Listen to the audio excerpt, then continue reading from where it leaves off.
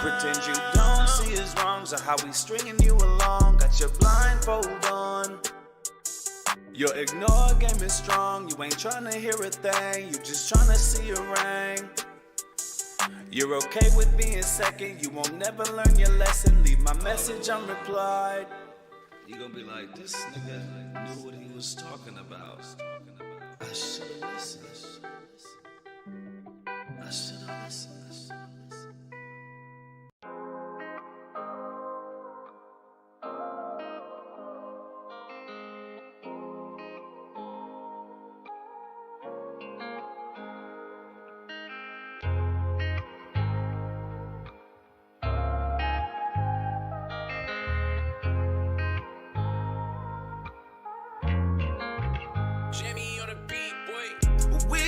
So good together to everyone outside looking in. But they can't see our troubles. They can't feel our pain within. No. Everything that glitters ain't gold. And this I know. This I know,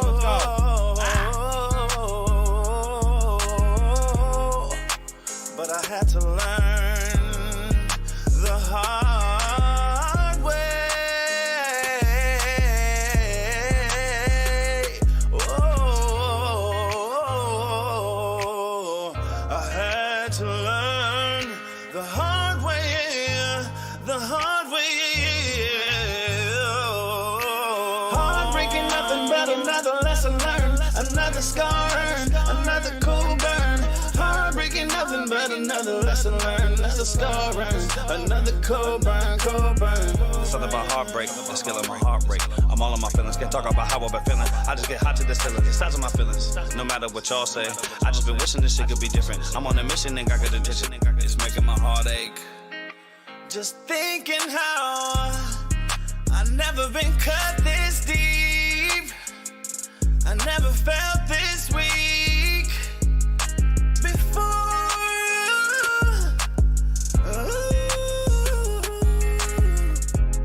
You killed a piece of me, like some clothes, you put a crease in me. Being without you not complete to me. Girl, you know you took a piece of me. Pretty sure it was my centerpiece. So incomplete.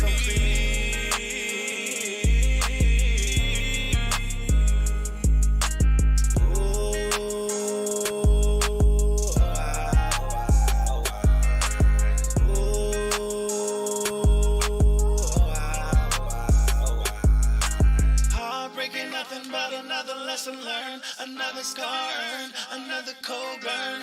Heartbreaking, nothing but another lesson learned, another scar earned, another cold burn, cold burn.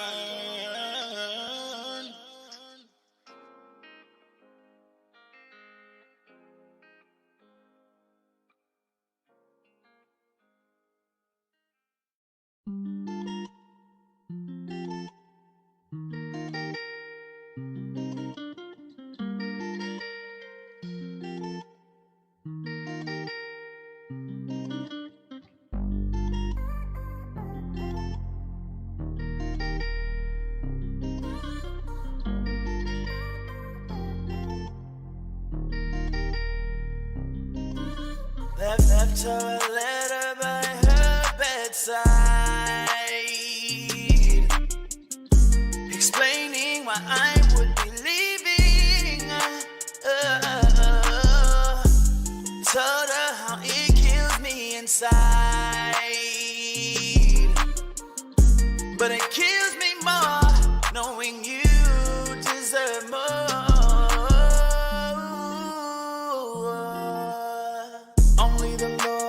Mama know, did the best that I can despite the drama though. Played my hand the best I can, this is domino. You forced my hand, didn't want to, now I gotta fold. What's a man to do when he's into you and his pocket's broke, but it's hard me to go.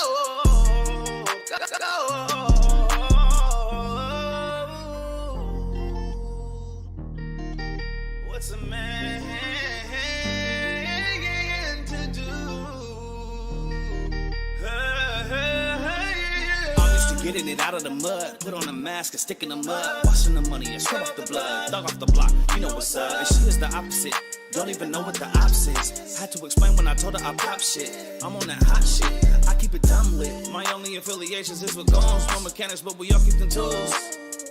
And we from two totally different worlds. I'm from the struggle and I gotta hustle. She is so privileged, she ain't gotta move a muscle. Call her daddy for the duffel bag. She like the Gucci and Prada, the drama. She want out her hot as a sauna. I'ma start up on her. Cross my heart and I put that on my honor. Romeo and Juliet from the hood in the gutter. She just ain't went through it yet. Cross my heart and I put that on my honor. Romeo and Juliet from the hood in the gutter. She just ain't went through it yet. Oh, she just ain't went through it.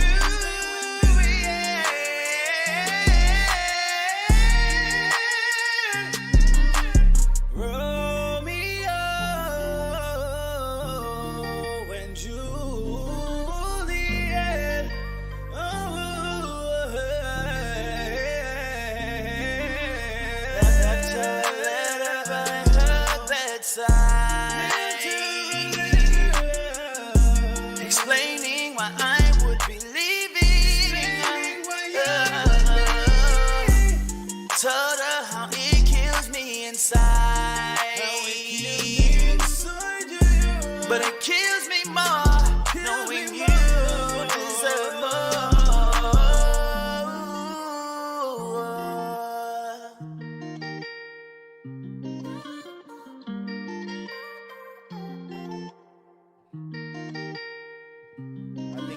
I'm here, right?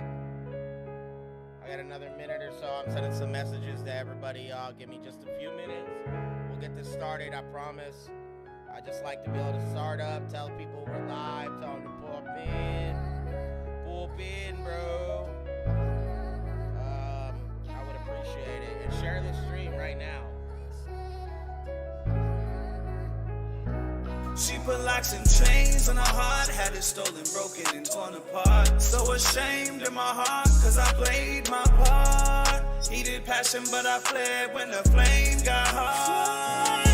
We in here working today, baby. Welcome. She put locks and chains on her heart, had it stolen, broken, and torn apart. So ashamed in my heart, cause I played my part. Heated passion, but I fled when the flame got hot. She put locks and chains on her heart, never made a kid. Said she's so done with me, and I drove her to drink. Can't be sober with me. She say, how you get this hold over me, hold over me, hold over me. She say, how you get this hold over me, hold over me, hold over me. Had her share of players, but not a cold nigga like me, cold nigga like me, nah. Heart so cold, I ain't even got a pulse. Now she's in the streets going rogue, trying to match my rogue energy. Yeah. Locks and chains. She put locks and chains on her heart, had it stolen, broken, and torn apart. So ashamed in my heart, cause I played my part. Heated passion, but I fled when the flame got hot.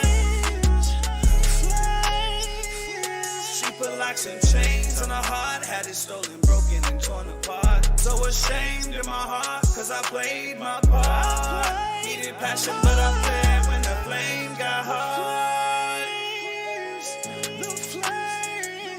She put locks and chains on her heart, and it weighs on my soul. Cause I did what I did, and it turned her ass cold. Too many times before, talking way too many hoes, always going through my phone. Get up and you pick up, should've left my ass alone. I'm sorry, my life's a party. Dealing with a R&B nigga, shawty. You don't want fleece when you really want all, man. Told me lose your number, but you still steady call, man. Can only give you a piece, I can't really give you all, man.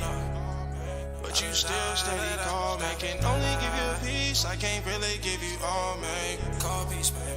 On my soul, I played with her heart and it turned her ass cold. She put locks and chains on her heart, had it stolen, broken, and torn apart. So ashamed in my heart, cause I played my part. Heated passion, but I fled when the flame got hot. She put locks and chains on her heart, had it stolen, broken, and torn apart. So ashamed in my heart, cause I played my part. Needed passion, but I fled when the flame got hot. The flame, the flames. This ain't a love song. All the time deep inside I knew you weren't it. Crossed my heart, hope to die, girl, I'm through with this. Not running back to your foolishness. I don't think you know just how cruel it is. All the time deep inside I knew you weren't it. Crossed my heart, hope to die, girl, I'm through with this. Not running back to your foolishness. Don't think you know just how cruel it is. Girl, you don't fight fair, using emotional warfare like it's a weapon, girl, this is a nightmare. I swear I care, but I cannot be there. We both been broken past repair. What a dilemma, it's love, it's better than hot in the summer, turn cold as December. Go. We went from members to ashes to embers to flame, and Here, never backwards. Rather have never loved it all than loved it more. How do I turn this off? Rather have never loved it. Press the play and stop button, Rob. What up with y'all? My name is, let me know if you can hear me in the chat, if you're there. Let me know. I'm going to turn it up, I'm going to turn it up. Pump it up. So I'm not kind of like jumping into it like this, you feel me? I can kind of sit back. Yeah, welcome, lead the way. 5. My name is Absurd. I'm your host. We're going to be running these. As you know, we run Evil Season every Sunday. We're going to jump back into running these every Wednesday. So you're the day you're supposed to fuck your bitch, we're going to be running, hump day. Maybe that just called hump day for never mind. Just forget the fact that I even said anything. Biggest thing is shout outs to everybody that fucks with us.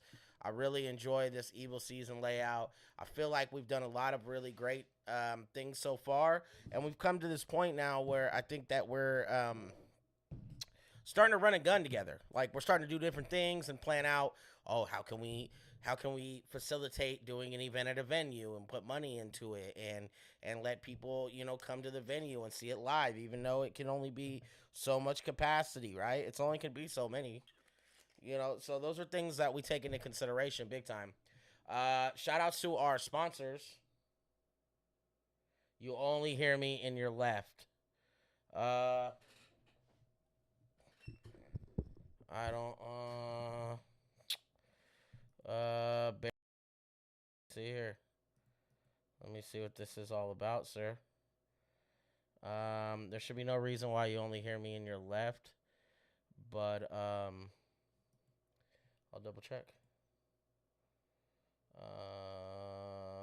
Just in case. Let's do this too. While I do that, shout outs to our sponsors who constantly support us, take care of us, and make sure that we're solid.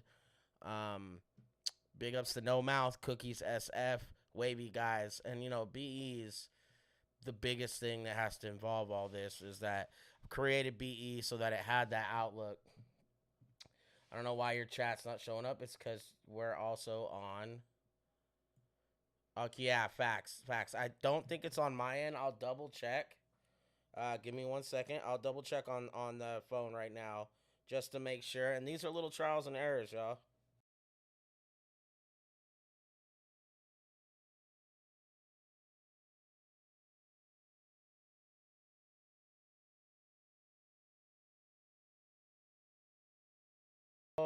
So all right, yeah. So it's showing it on my end that it's coming through both.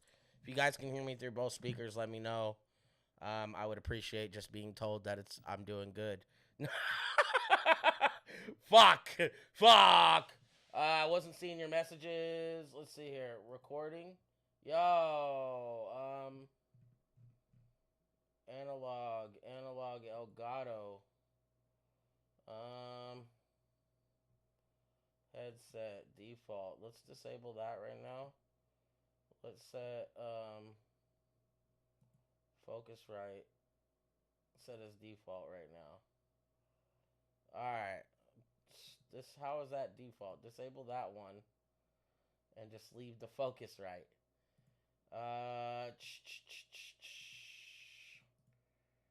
Okay.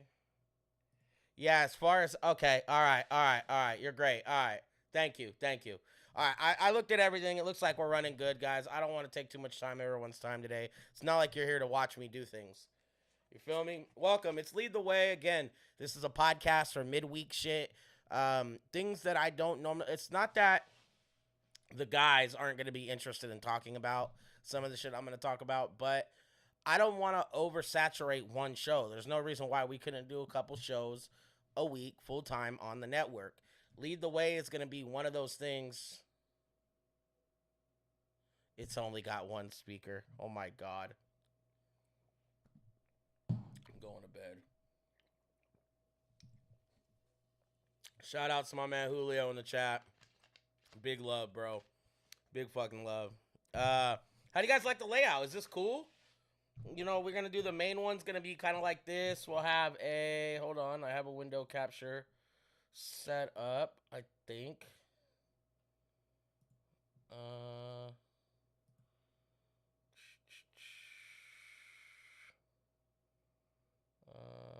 shit, I don't, do I have that still? Is that still here? I'll close that one out. I don't give a fuck about that one.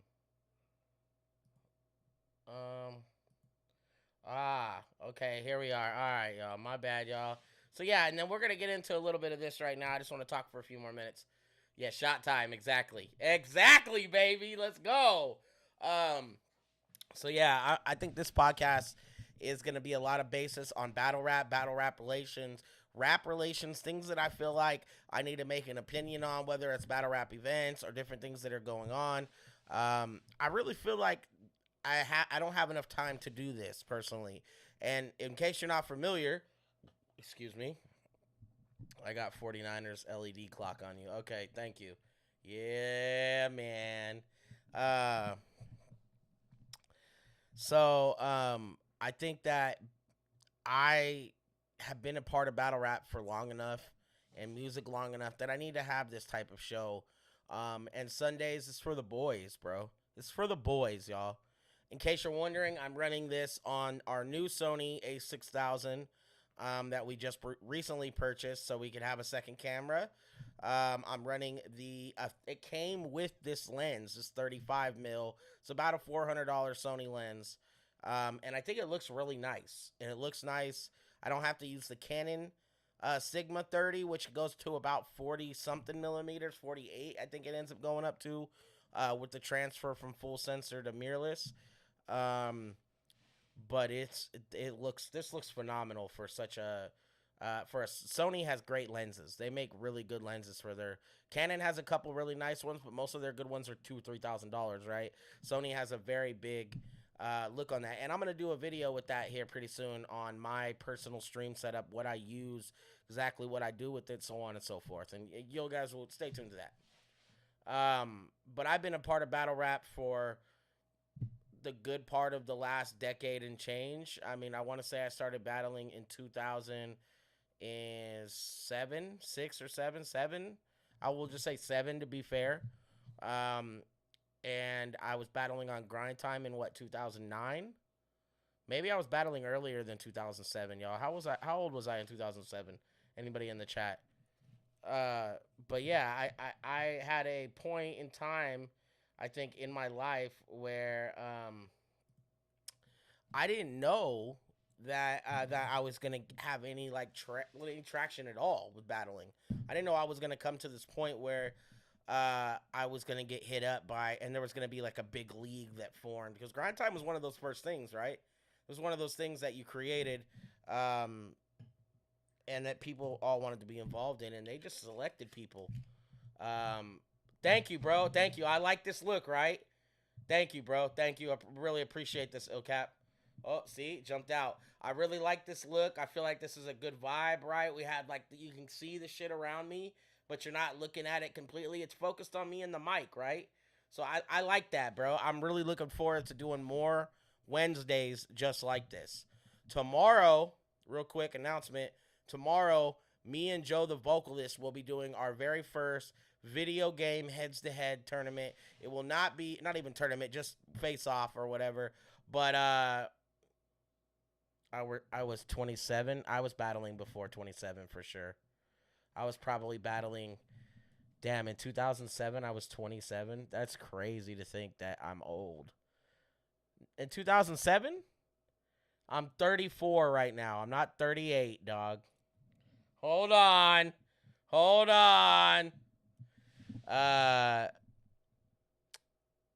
Yeah, I don't think I was 27. I think I was like 23 maybe. Right? It was like 23. But tomorrow, me and Joe, the vocalist, our very first video game face-off. I don't know what we're gonna play against each other. It will not be live, unfortunately. Maybe I'll queue up on the Born Evil Instagram and just go live on there for a little bit and bullshit while we play the game and all that. But it will be a pre-shot thing. We will be releasing it on Friday evening. Let's just say 9-10 o'clock. I'll release it around the nighttime. You can watch it there. I can literally see like a bug on the thing right there. Like I'm looking right at it. Like I see you. Hold on.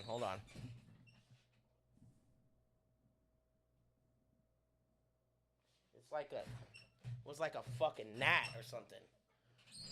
I was 20. Thank you. Now that makes way more sense. I was battling before I was 22, though. I was battling probably when I was 17. So, I've been battling a long time, guys. That's my fucking point, all right? Old-ass bastards. And so I've had a chance to grow and experience what battles are like and how we do things collectively. And I just ran into all sorts of different walks of life during the battle world. I grew up. What's good, Blue Jay? What's poppin'? I grew up going to Lamert Park. If you're not familiar with Lamert Park, it's a very well-known, I don't want to say it's just a rap thing. It's more than that. It's a arts. It's culture. It's not something that normal people can go to, especially like white dudes, but normal people in general. Just grew up in an era where people like Carter Deems, no hate to Carter, right? I grew up in an era where Carter Deems would never be able to rap. He would never even be allowed. They wouldn't allow somebody like that to rap. Once in a while, there would be like a guy that shows up and they're like, oh, that shit's tight, bro. What's up, Mickey? What up? They'll be like, oh, that's tight, bro. I really fuck with this, right? Right? Like, wait. Stop. But it's never been like that for me. We used to bull fools. Yeah. Talk that shit. See, there we go back to that factor. Rap music's not the same as it used to be now. All right? And this is why I've grown appreciation for some battles these days still.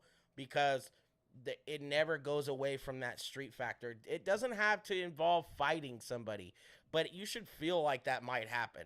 That was the beauty of battles, bro. When you were, I can't say like, I don't want to say the wrong term, but when you were in a tight situation, more or less, you're battling somebody and you had a good round and now they've had a good round and now you got to respond and you're either going to have a good round or you're going to suck and get booed, right?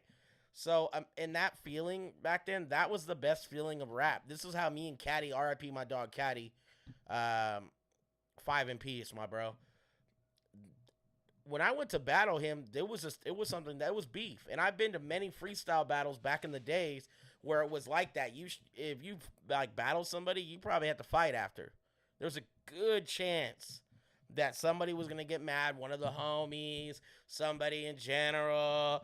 They're gonna have some sort. This phone's going off like crazy. Somebody in general, and I just couldn't fuck with it, bro. Like I always loved the scene, and I always went to battles. Won battles, left. Never hung out, never chilled. Grind time comes around, and I jumped into the mix, man. And I always wanted to be, on a higher scale of battling. And growing up in Central Cali, there was only a couple guys from Central Cali that were even known from rap, let alone nobody from battling at the time, other than Demolition Derby. Shout out to my dog Demo. He was one of the very first like white accepted rappers other than Awkwards in '99, y'all. This is in 99. So just to give you a bit of understanding, I've been around battle rap a long time, almost as long as I've been rapping, and I've been rapping close to 20 years. I'm an old fucking person now, and I feel like I've grown to the point where I'm just going to make this shit crack off. So with that being said, bro, that's the point of Lead the Way. Lead the Way is just for something for me to queue up, bullshit with you guys every Wednesday, not take 3 or 4 hours on a podcast. We'll take an hour or two just to chat it up with everybody, say what up, and show you a couple things that are going on in the battle rap realm, you know? Cheers. With that being said, let's go into this. First off, my bad, y'all. Let me just get this open here. I'm sorry. All right, it's open. You guys can see it now, right? All the battles, cool. So, coming up, man, Nome 11, number 1, 9 of the main events, huge URL event. And you're not familiar, URL's been hosting a tournament called Ultimate Madness 3 for $100 grand. 100,000, baby. Coincidentally, 2 guys from the West Coast are in the finals. Go figure. Go figure, West Coast guys were going to win. And Cortez, oh my God. Yo. It's been an awesome tournament. Who was it that it was Prep? I don't think Prep beat Swave. All right, early in the tournament, right? Early in the tournament, it wasn't like that, dog. I don't think Prep beat Swave. Come on now. Be realistic. So there was some things that happened in the tournament that I didn't necessarily agree with. And I know that that's the beauty of having multiple judges. Like, I'm a really good judge picker. This is something I really got a kick out of when I did Assault and Battling with Caddy, when I hosted Grind Time events. When we did judge matches, I really, really enjoyed just going straight across and going, hey, dog, you are from the nerd rap scene. You know, you're not going to get a street guy completely, but if this is it just goes back to having battle rap crowds back in the day. You would have a mix of different people, and if you could get those people to go crazy, 9 times out of 10, you won that battle. There was very few times where people were like, those were bars. Now, I know these days, bars matter, and you're not going to get a big ovation in a small room of people, but people bring people, 1 or 2 guys, they got people there, everyone's having fun. It's a more intricate layout now, okay? So, do I think that Rum Nitty and Geechee deserve to be there? Fuck yeah. I would have rather seen Rum and Swave, if I'm being I'm being thorough with you. I'd rather see Rum and Swave, because I bet you Swave and Casey J would have been fucking fire. Would have been fierce, okay? But on to that next point. Yeah. Geechee, Rum Nitty. Really good match. This is why I think Geechee is going to win. I'm going to tell y'all this. I don't know. I know Rum. I was one of the first people, go figure, I was one of the first people to ever book Rum Nitty. Check the stats, dog. Please check the stats, dog. If you don't know, you should know, bro. I invited Keith. I started Arizona, Grind Time Arizona. It wasn't just Lush. Shout out to my dog, Nick. I'm good at expanding. I'm good at this type of shit. And it doesn't even have to be battles. It could be music. And this is why we've had such a great run the last couple years almost. Comes down to that. I think Geechee is going to win because he's consistent and because he adapts the best. He is the #1 adapter. He could go to any place in the country and battle and win. Bro, he did like 1, 2, I think he did 3 battles in this whole period of like a month or like a month and a half. 3 battles. Mind you, one of them is for 100K. You're on the tournament for 100. This is crazy, dog. Tell me if I'm not talking shit though on that, cuz that's facts. Rum Nitty, is always tight. He's been very direct. I've noticed in this tournament, usually he has very general punchline bars, but they're fire, right? He's been very direct. He's really like led into a way of directing those bars at you and not spending so much time on trying to stretch everything out, which is tight. This is why I think it'll be closer than people think. If it was me and I knew that person, like Geechee and Rum know each other, they're friends. They're both Crips. Get it for that point. I would just split the 50K with you. If it was me and any of my dogs, I would just tell you, yo, we're going to battle. Let's have a classic. Let's just, let's do our thing. But I'll tell you what, I want to split the 100K with you, dog. Let's just get 50K each. It's a come up. It's a come up. They're both going to get 50K either way. Now, I'm not saying that it's a bad idea to talk and go, fuck it. I'm just going to do the 100K. I'm not saying that's a bad idea because that's tight too. I could do that with my friend if he wanted to do that. But I can tell you right now, I would be the first to extend my hand to tell you, hey, James, whoever I'm battling, Geechee, hey, look, dog, I want 50K. I never got 50K from one battle. Never. I want 50K, right? Crazy, dog. Crazy. If you guys get a chance, share this shit. Click like, subscribe, and comment on every post that we make. It helps us. Every time you click like on a video while we're live or anything's going on, it helps us, bro. Please do that. Evil Season always going to continue every Sunday, 8 p.m. Pacific Standard Time. We back this Sunday, and we're back every Sunday, you dig? That being said, Tay-Rock, Chilla Jones, it's not like I dislike Chilla. I'm not like a crazy Chilla fan. I'm not a Chilla fan, dog. That's not my forte. I never really have been, and I just can't seem to get into it as much. Yeah, facts. Facts, though, Julio. Seriously, make 500K. Just run it up together, dog. That's the point. Run it up together. Yeah, so I think that Tay-Rock and Chilla, I'm going to go with Tay-Rock. T-Rex and Easy the block captain. I like Easy. I think he's nice. I would love to see T-Rex just come through and kill it. Kill it, bro. Kill this shit. I mean, like, we got to stop playing around with the game and just put towards this shit, like, I hope T-Rex does good, bro. I hope he doesn't spit mixtape bars. I hope he doesn't let us down as a fan of T-Rex. Personally, I just want to see a dope artist, so after that, let's see, Av and Jay the Nightwing. I think Av is gonna win. B-Dot and DNA kind of in the air. Like, there's a lot to that. B-Dot and DNA. Like, that's just crazy to me. Let me see here. No, because we're all watching my live stream right now. Thanks a lot, Smokey. Oh, silly ass motherfuckers. Join my live stream, you bastards. Yeah, it's roasting in this bitch, and I believe hit the AC. Okay. So, B-Dot and DNA. I like B-Dot. I was kind of frustrated he wasn't in the tournament. But you can only select so many people, right?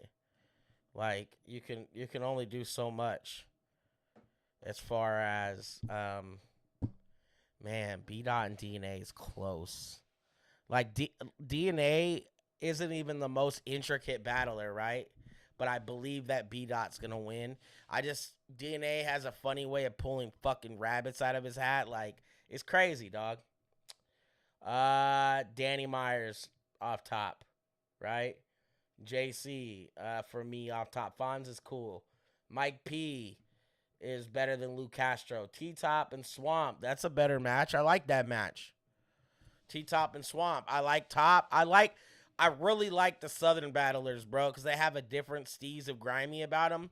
And to me, when they start rapping like that and someone doesn't expect them to be spicy, it gets crazy, dog. Loso and Jerry West. I'm not a big Loso fan. I'm going to go with Jerry West on that. I just think that Jerry's a better rapper. and I can't really get behind Loso's bars all that much. But shout outs to him. He's on a Nome. Even if he's the opener for Nome, he's on Nome, bro.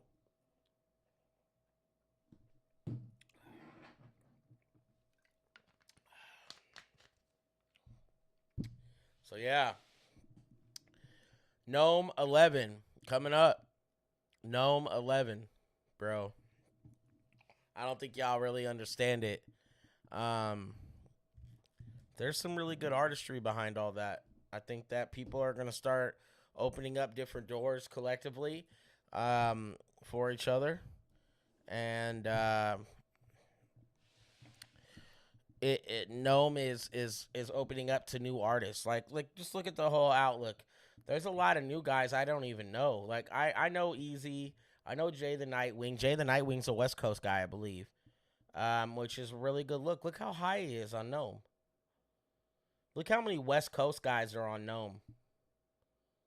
You know Nitty would be battling somebody else. But this is a good card, bro. It's a really good card. You can't even, like, just put it past that factor that the card is crazy. Yeah, URL Ultimate Madness 3 going down. June 17th, June 12th, June 12th, sorry. I'm sorry, y'all. I'm blind. June 12th, Nome 11. Bro, this is a great event. And, excuse me, I plan to watch this event, and I'll make reviews after, because this is why I want to do these Wednesdays, pull up, talk shit with y'all, let everybody know how I'm feeling, and then play, if we have time for music, whatever we have time for, we're going to run it, dog. I really like to open those doors for everybody, and we spend a lot of time on Sundays kind of doing, like, we have a lot of fun, right? So this is why I'm here on Wednesdays. Yeah. All I care about is the Geechee match. I'm not going to lie. T-Rex and Easy's going to be tight. Tay-Rock's going to spaz on Chilla. Like, Av and Jay is going to be cool. They're going to beat out Dine is going to be cool. But after, like, some of those, I can't even tell you honestly if I want to listen to JC rap. I'd rather listen to Mike P than JC. I can't stand JC, kind of. Like, he be spazzing weird, bro. Okay, I fuck with it. I think that it makes a lot of sense overall. And, we're going to get into some of our other topics here for the night. I think that's a really good hazing area. Let me close this shit out, right? Okay, that's our Born Evil Studios. Let's talk a little bit. Yes. Let me get back to this. So, Joe Budden. If you're not familiar, Joe Budden podcast won 2 awards this last year at the BET Awards under podcasting and something like that, best host or something of that nature. Recently this month fired a couple of his people that have been a part of the podcast for the whole time. Rory and Maul, their main hosts. It would be like firing Joe the Vogue and Diablo, more or less. Guys, let me just put it into BE perspective. So this is why I wanted to touch basis on this, because there's a lot of non-transparency that goes along with music, and I feel like I'm not Joe Budden, guys. I don't even have platinum records. He does have a couple. I don't have gold records. He does have a couple. I don't have the same following. If Joe Budden calls me, I wasn't a part of Slaughterhouse. You feel me? Like, you can't put me even in the same Richter as Joe, unfortunately, even if he sucks at life. But these are things that you got to process, So yeah, Joe Budden fires his people, tells them, you're off the show. I don't want to deal with you anymore. And half of it had to do with the fact that they were asking, like, all right, when Joe and them started this, okay, when Joe started the podcast and they came on the show full time, they started getting paid, right? Everyone's going to get paid. They do a deal with Spotify, and the deal with Spotify is they're getting paid, we'll just say X amount of dollars. X amount of dollars is going to them. This person, the manager's getting probably paid a little bit of money. Everyone's getting paid, dog. That's how it works. We don't got to do much. You're getting paid. I'm getting paid. We're okay. He gets to the point where they close this deal with Spotify, and they open a new deal with Cash App. So it's a little bit more than Spotify. They ended the season. They were tired of Spotify and the bullshit, I guess. I didn't get wrapped up too much in it, but I just remember watching this. They come to this point now. Joe Budden podcast has become the Joe Budden Network, and the Joe Budden podcast is just one episode or one. Sorry. The Joe Budden podcast becomes just one entity among the Joe Budden Network. Now, sounds a little crazy to me. You should just make a name for the Joe Budden Network, you fucking weirdo. Stop goddamn oversaturating extra shit for no fucking reason. Like that, it's a little ridiculous. I'm not gonna lie. You don't need to call everything Joe Budden, okay? Alright? The Absurd Podcast. And it just has fucking El Diablo. And I wish I had the little thing in there to click right now. So he wasn't very frank about, like, they all have, Joe and them have a manager, and then they all have accountants, which is very normal. You know, anybody that's business savvy related, you know, that's a big factor. Like, you know, I've never got accounting records in an Excel file either. That's why I've had the biggest understanding of what they're going through, because usually if it is an Excel file, it's just printed out on one or something maybe, but I've never opened an Excel file and it was my accounting. It's always just been paperwork. So I wasn't 100% sure where they were at with it all or what they planned out. This is just my thing. When you go into business with friends, you need to be transparent. If these people are if they're like basis around that show, and you're making, let's just say I'm making $100,000 a year, guys. Me personally, I would break everybody off money. That's just how my mentality is. Now, even if these guys are technically perpetual owners, they own a percentage of that. Okay? That was an agreement they made. Even if, now I didn't make an agreement with anybody technically. I have staff.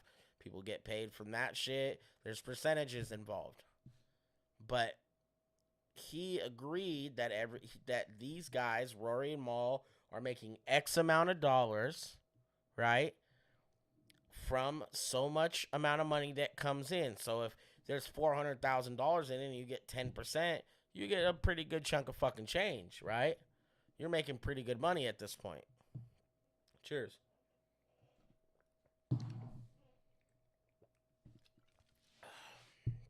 So, I appreciate everybody here tonight.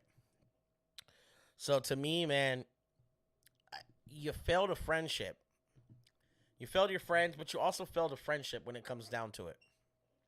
You had a chance to continue doing a classical pop, because there was a point where they stopped talking for a couple weeks, and then they like kind of made up, and they were supposed to do another episode, and then they didn't do the episode, and Joe Budden does this. Let me pull this up. For y'all. I have a couple more things to talk about tonight, but I want to go over everything. Joe, let me see here. Main, right? We'll type in. Let's go. Joe Budden. Let's go. Let's see. Fires Rory. Joe Budden fires people on air. Where's the one at? Fires. See what I mean? You can always find shit online, bro. I wouldn't sit here and say like a motive is so I think that's the biggest thing too, dog, is like people weren't really looking Hey, at Randall, it can the you hear same us? way. Yeah, what's up? The hell up.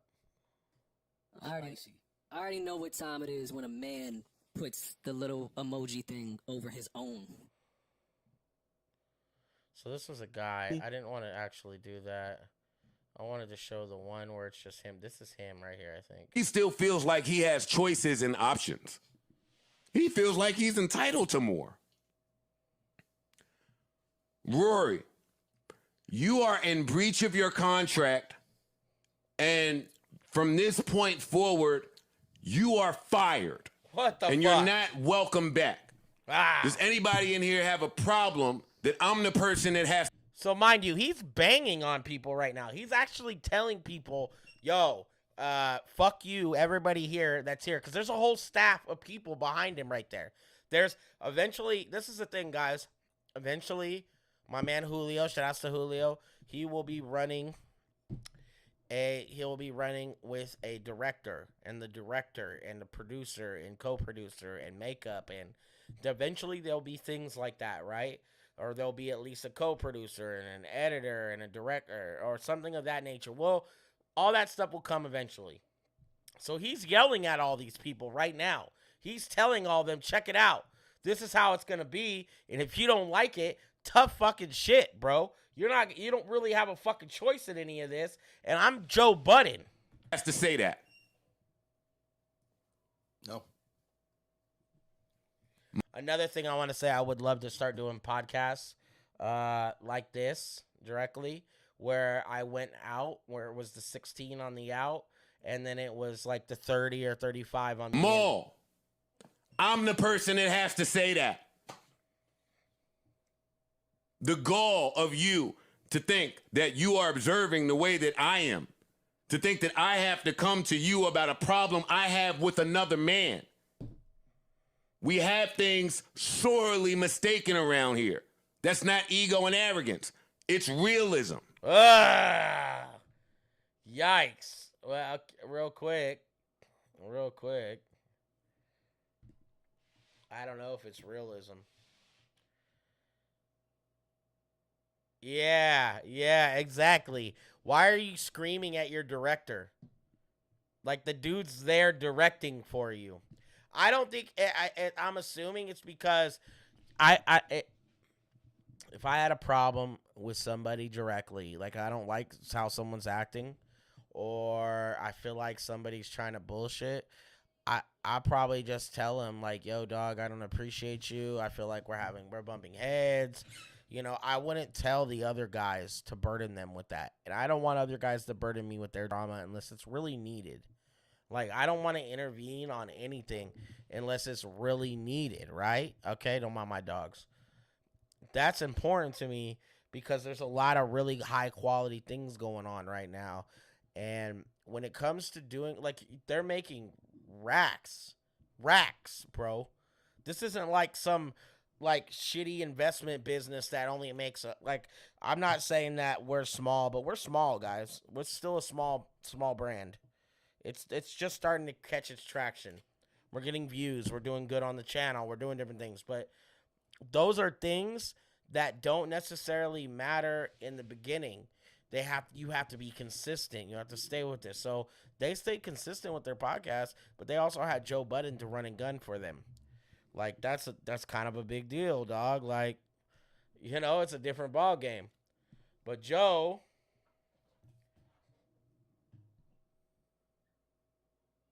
Yeah. Okay, my bad. I don't know what was happening, but I got like unfocused. I'm still learning this lens. I'm sorry, guys. It's literally a brand. It came with this camera. I got it for a steal for $400. So it was look how nice it looked. $400 got me this look, guys. So I just want to point that out.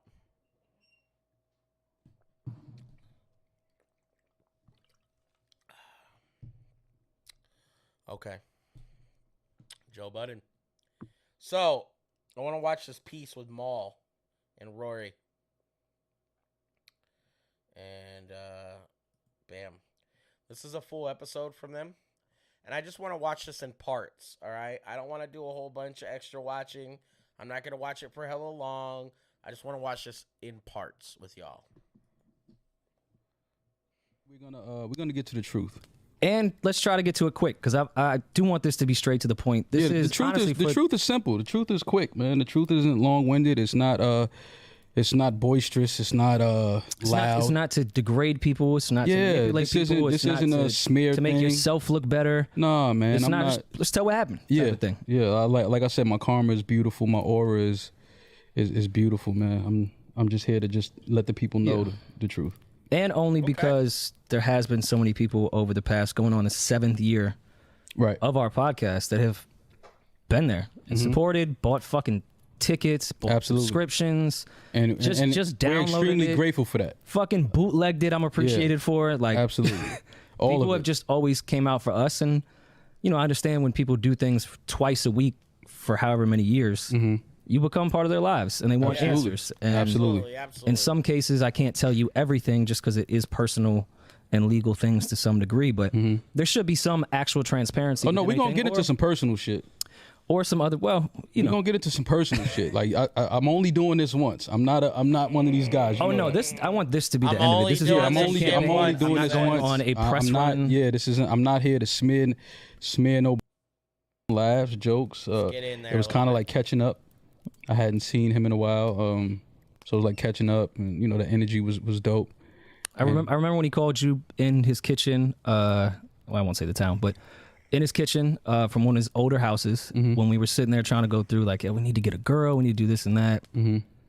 Nothing really stuck at that point, and he was like, Does this sound "Oh shit, like I there's think a Maul's in fire town." burning in the back? And I mean, you and I weren't cool, but we had seen each other around type of shit there's a fire burning for a couple years at that point. And I was like, oh yeah, Maul's fucking hysterical. That'd be great. Then you came on the show, seemed to stick. Did you have plans on stand? Like when you went into that, did you think it was gonna be a one-off? Yeah. Okay. I thought he just wanted to, kick the shit and bust it up, laugh. Shit we normally do when we see each other. So it's like, all right, cool. Yeah, we crack some jokes, tell some stories, and what I've been doing, where I've been at, and just catch up. But it was something that stuck, and we had the conversation, I think maybe 2 weeks after that, and it became a permanent thing. Then it started to really kind of catch some type of wave. Granted, it was definitely doing good numbers from RIP. As far as first podcasts go, I'll never say otherwise there. It definitely came out the gate. Joe was polarizing. That shit was a good little thing we had going. I get a call from Elliot Wilson. Elliot says, hey, let's go to lunch. I've known Elliot outside of my relationship with Joe, outside of my relationship, anything to do with the podcast. I've just known Elliot. I think everybody knows Elliot. Elliot's my guy. Elliot's an amazing guy. Yeah. And Elliot will just hit you up and say, yo, let's grab a drink or let's have lunch. Right. So I said, bet. We go and have lunch. Don't really talk about podcasting specifically, but just maybe the overall genre and what's going on. He has a title and just shooting the shit about music because Elliot and I have similar interests. Towards the end of the lunch, he said, hey, I'm over at Title full time now. I could probably give y'all like an offer on some type of podcasting thing. Yeah. So I'd love to hear about that. Okay. Elliot says some numbers, not, actual deal points or anything like that, but just, what he thinks, ballpark number, friends talking on what he thinks he could do per month. Right. It's early in podcasting. I say, bet. So I called Joe. I said, hey, I just had a really interesting lunch with Elliot. Okay, what happened? I said, Tidal, they're trying to put together this little podcast division. This is what's going on. This is what they think they could offer per month. Real casual, real regular. Never said yes or no to anything. I was just like, yeah, cool. I'll get back with the guys and we'll talk. Joe flips the fuck out on that phone.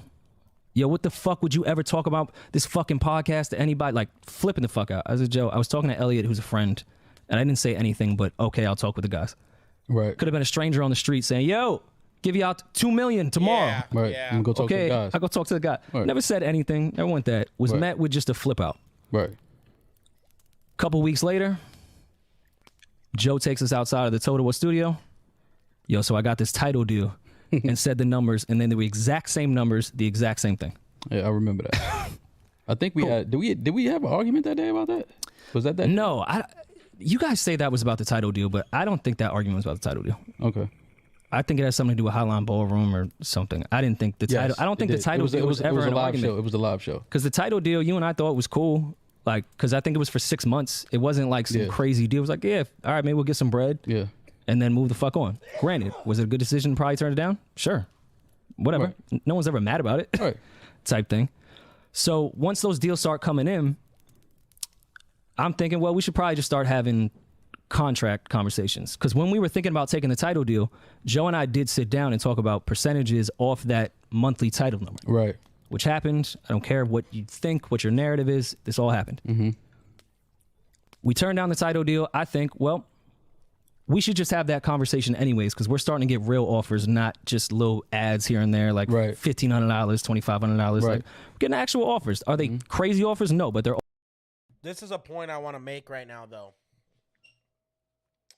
It don't matter how much money I'm going to make. I'm going to be very transparent. Now, the fact, like, to us, I mean, $2,500 is a lot of money. I could do a lot of business with it, all right? Turn 25 to 5 real quick. Excuse me. My biggest thing is, that was amazing. It was a dab of cannabis Chris. One of my biggest arguments. Sorry, y'all. Sorry. One of my biggest arguments about this whole situation is that they kind of brushed it off in the beginning. They should have never did that. Did they have the right to speak up and be like, "Give me that $2,500" when they first joined the podcast? I don't think so. Not when they're not the breadwinner. Do I think they deserve a piece? Absolutely. This is why you need to be transparent in the beginning with your people. You need to be upfront. You need to tell people things. Be straight. Be like, yo, this is how I'm doing it. This is how I like to do shit. And, I'm going to run it like this. No problem. That's straight. So these are big things. So offers. So we should just do this because we're all friends. Let's just get a binding contract between all of us. Right. Nothing crazy. Nothing to a specific deal. Right. Nothing to a lump sum of money. Just a percentage-based shit. Let's just do that. Facts.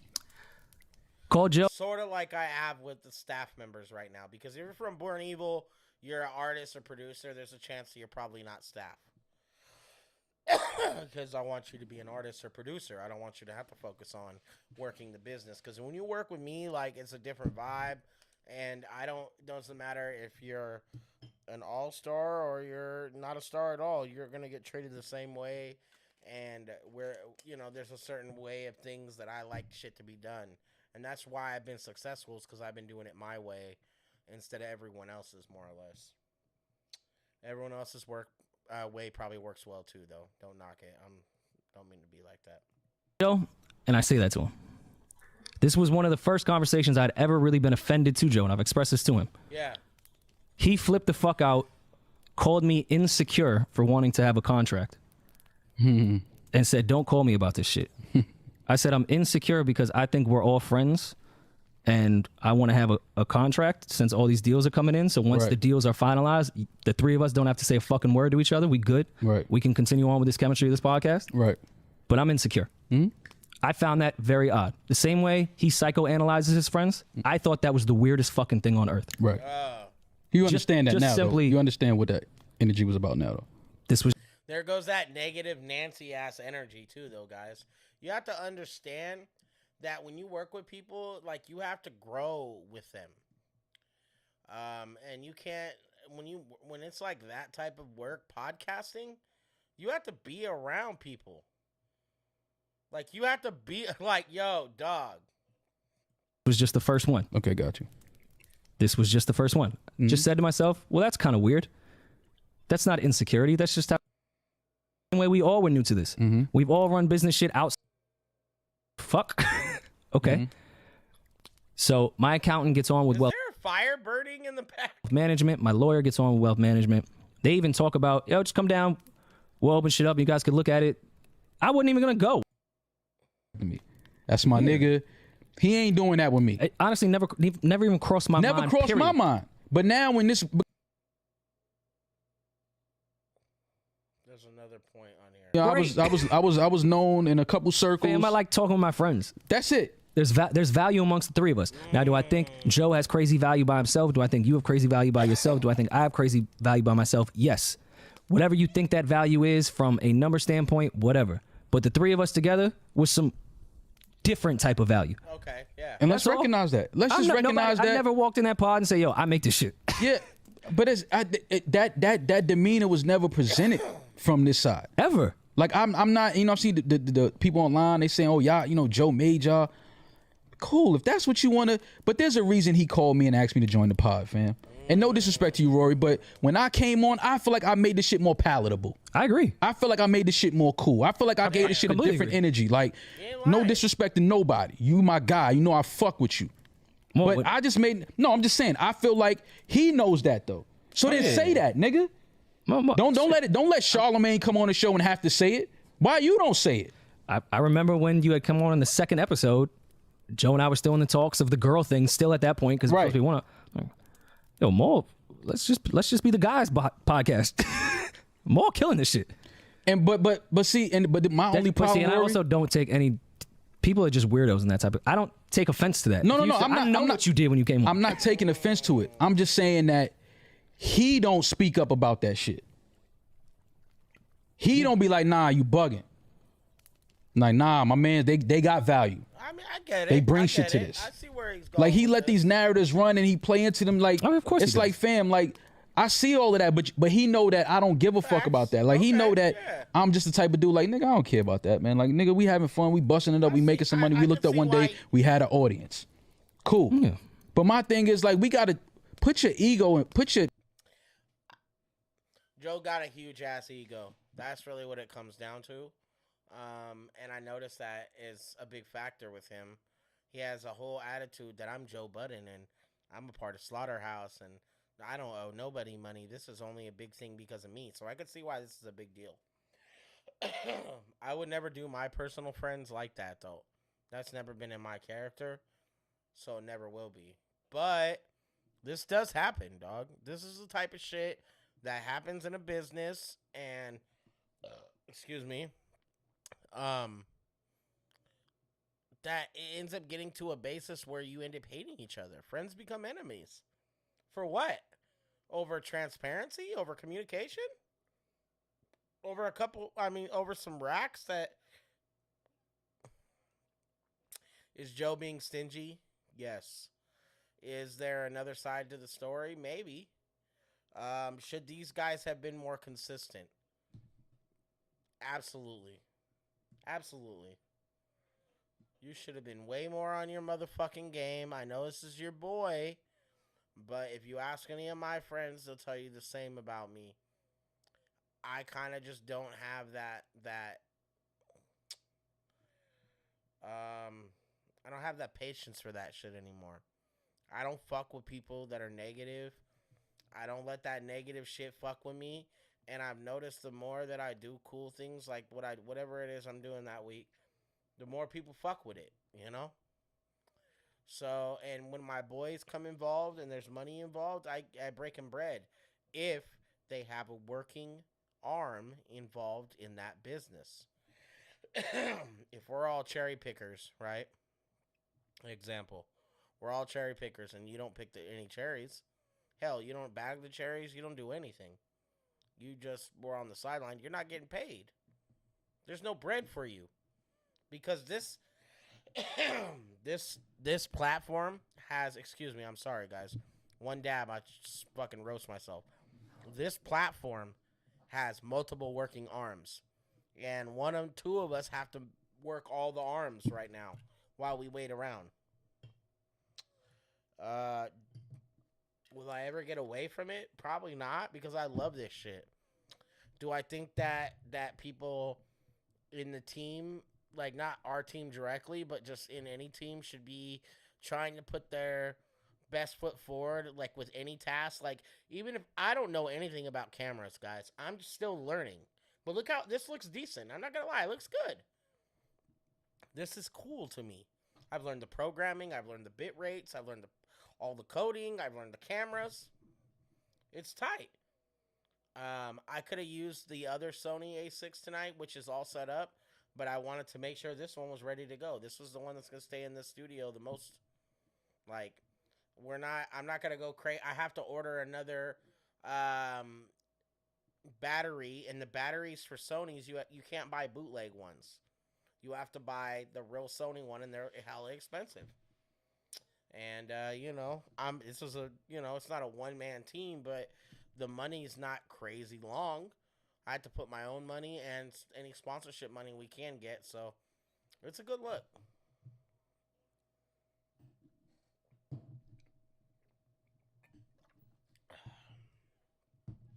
The moral of the Joe Budden story is, y'all, like, let me see here. Let me go back here. Moral of this story. Put your ego to the side, homie. Put your ego to the side. Like, Yes. it's not that it's not that serious. Yes. Like, what you doing right now, what you did to your niggas, the way he up there talking about me, the way he up there talking about, that's corny. Like, that's corny shit to me, Fuck fam. that shit.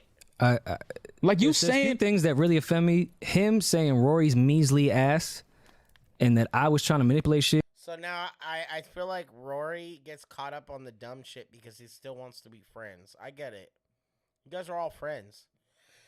This is why I tell all my boys, anybody that fucks with me, all my homies, all my people, I always tell them, yo, don't self-destruct. I'm your friend, dog. Don't try to get crazy with me. I'm your people. I'm the one person in the world that you should never get crazy with because I'll never turn it to that mode on you, ever. No matter how big or tall you are, strong, I don't care if I'll get beat. Bro, I grew up getting beat up by big-ass people. I'm not afraid. I'm not afraid. My point is being... My point is being, like, stop playing around with people's bread, bro. If you guys are making I'm going to tell you right now, if I was making $500,000 on sponsorships from the business, I'd probably make more than that, but just sponsorships. We would all, if there was 6 of us, we'd all get close to 100K. We would all get 50K for sure. And maybe the business would keep the rest. Even I would get 50K to keep. They would get 50, 50, 50, 50, and you know, or maybe I would just cut some of my money out. Like, bro, these are I know it sounds ridiculous, but these are things you guys should think about. These are businesses that have big money involved, big sponsors, and we have people involved with the business right now that could land us sponsorships like Spotify and stuff like that because we have great content. The content's here. It's right here.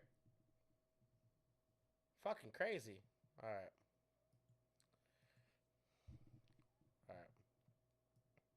Good. We're going to take a break here in like 2 minutes. Just to take a piss and shit. I got to pee. Let's be transparent and tell the truth, Mo. Because I'm the only one that was talking to him and was talking to you. Right. I was trying to save this fucking podcast like you would not fucking believe. Hello. With 2 people that were done with it. Joe was done with the shit. You were done with the shit. And I'm the only one sitting here trying to keep this shit going. So when Joe brings up these words like measly, yo, you lost your leverage. Leverage on what?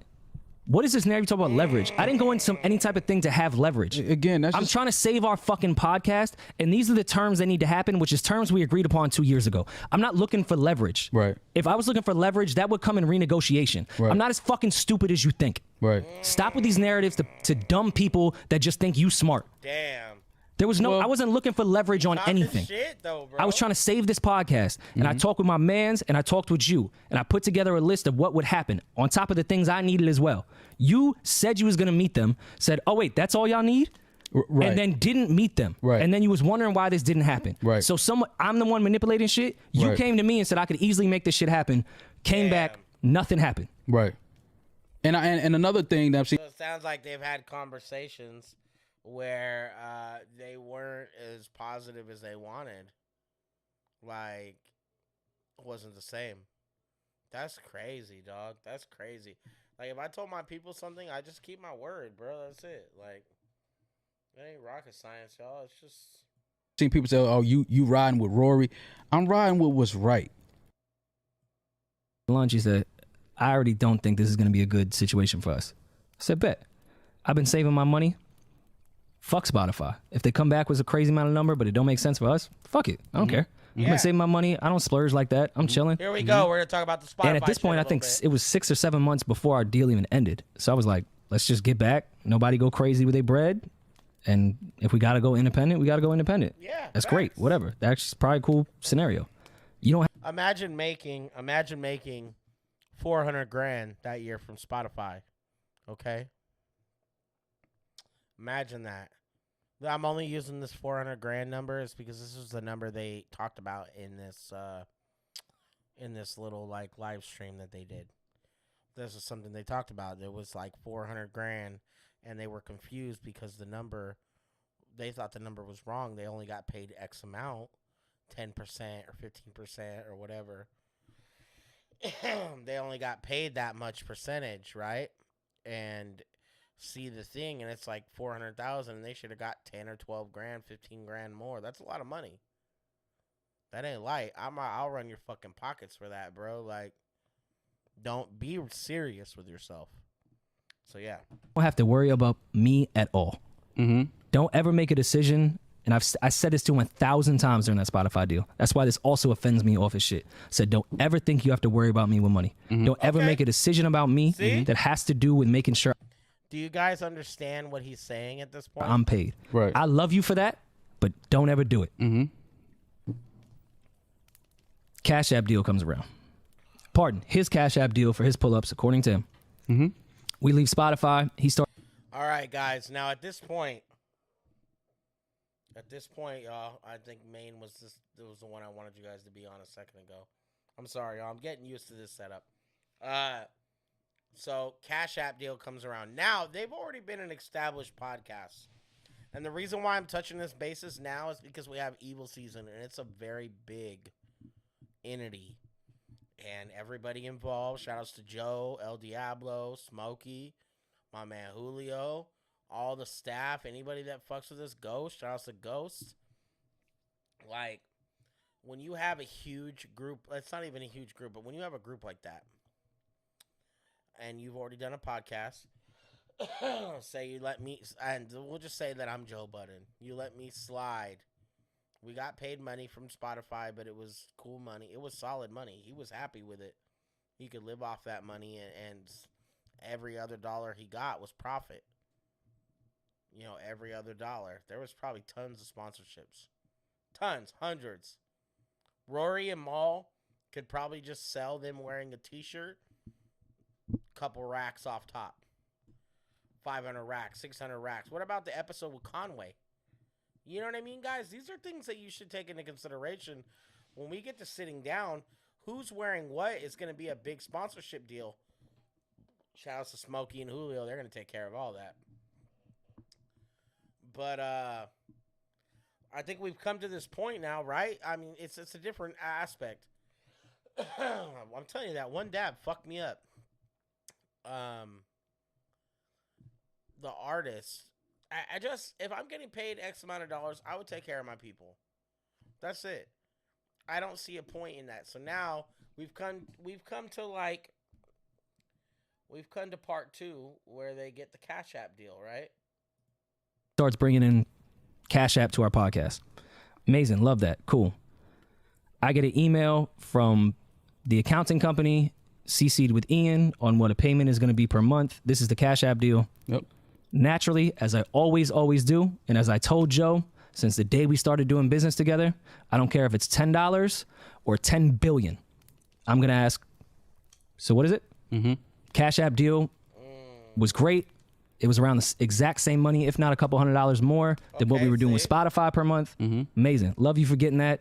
My dude. Money. Yeah, exactly. Just ask, so what is this? So right now, he's asking what we're making, but I'm getting paid, and I'm already getting paid, and I'm happy. Like, so this is what I get from Joe. This is like old me shit, all right? Because I was stingy, guys. I wasn't the same person I am now. And I'm still an asshole, but I'm not stingy. I'm far from stingy. All right? But like Joe, say Joe got paid 200 grand and they made 50 grand each and Joe got 100 grand. He just wanted to see, because before he was only getting 32 grand or 38 grand or whatever. And he just wanted to see how much money Joe was getting paid, and that's just what it is. He already accepted the fact that he was already getting paid less. Which, I get it. You didn't start it. You don't own the business. You don't. If somebody works construction if you work for a contractor under his license and you're a construction guy, you do framing. All right? Right? He makes a cut of that. But he also upsells your framing so that you get paid good money, and so does he. Win-win. Simple Simple question. Mm-hmm. Left it alone. Didn't even really get an answer. Didn't particularly care. Right. Everything's cool. We in a pandemic.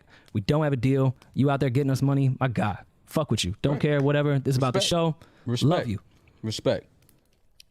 Patreon deal comes around. I don't know a single fucking thing about it. I find out on the air with the rest of y'all. I saw all y'all jokes. We don't know a thing about it. They were correct. Right. Yeah, no.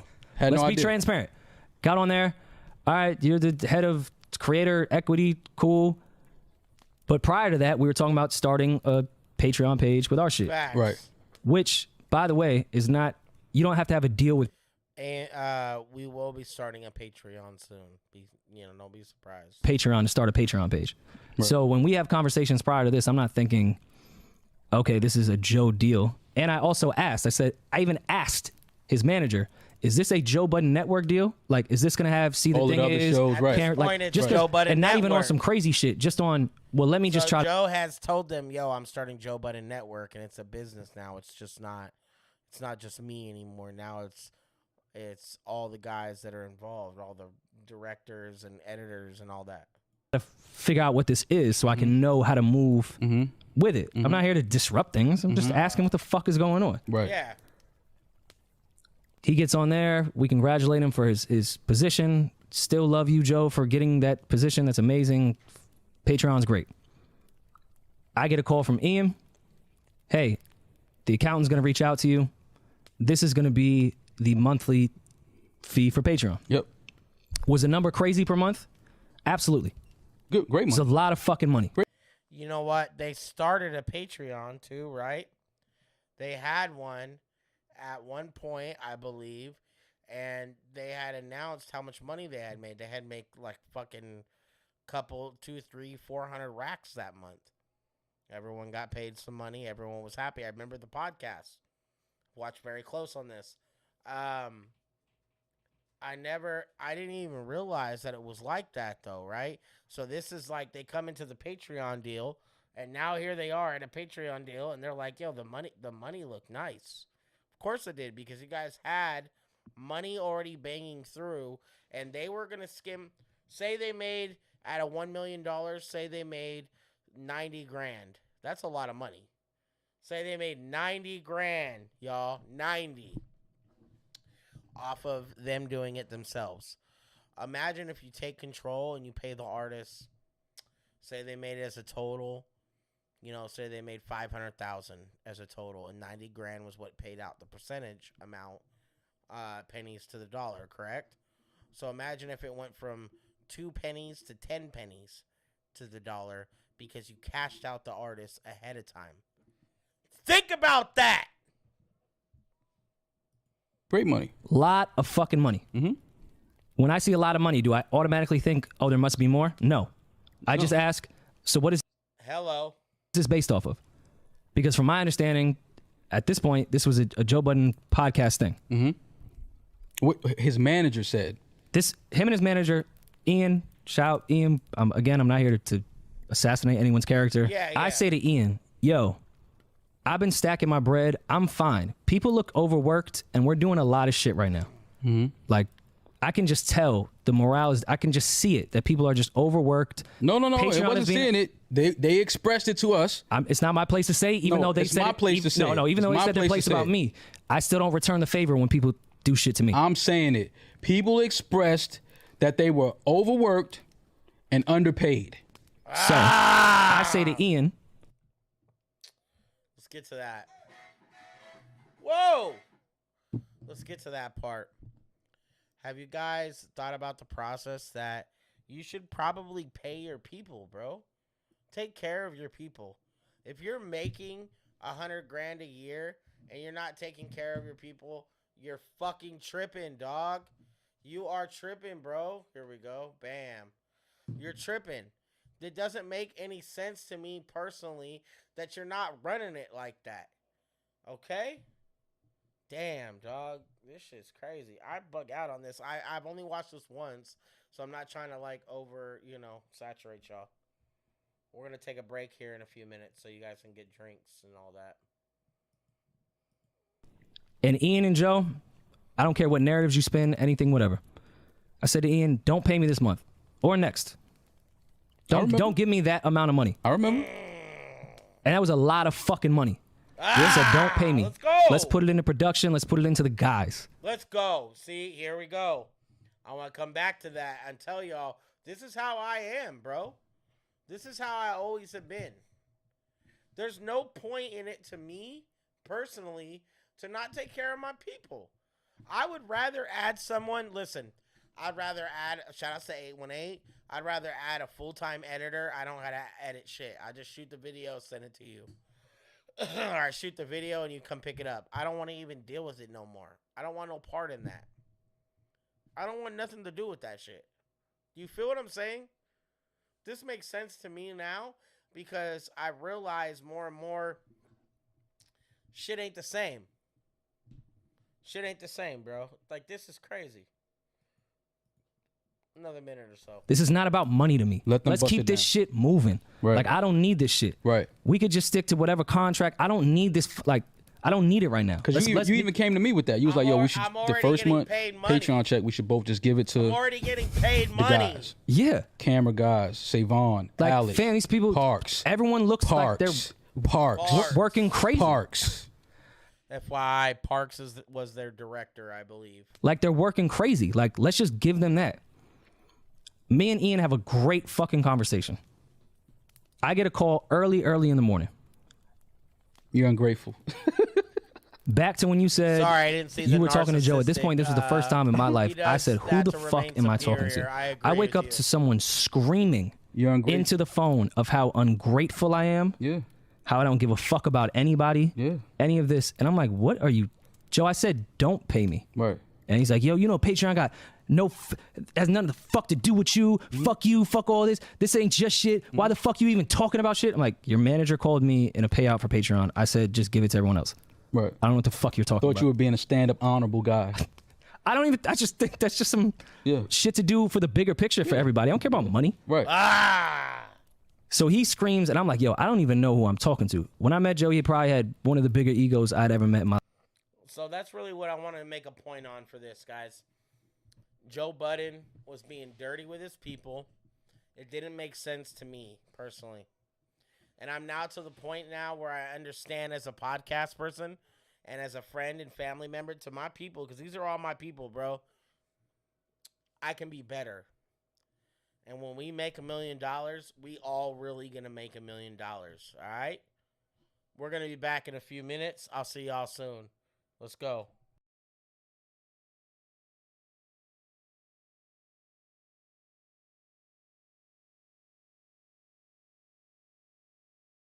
All the love and love.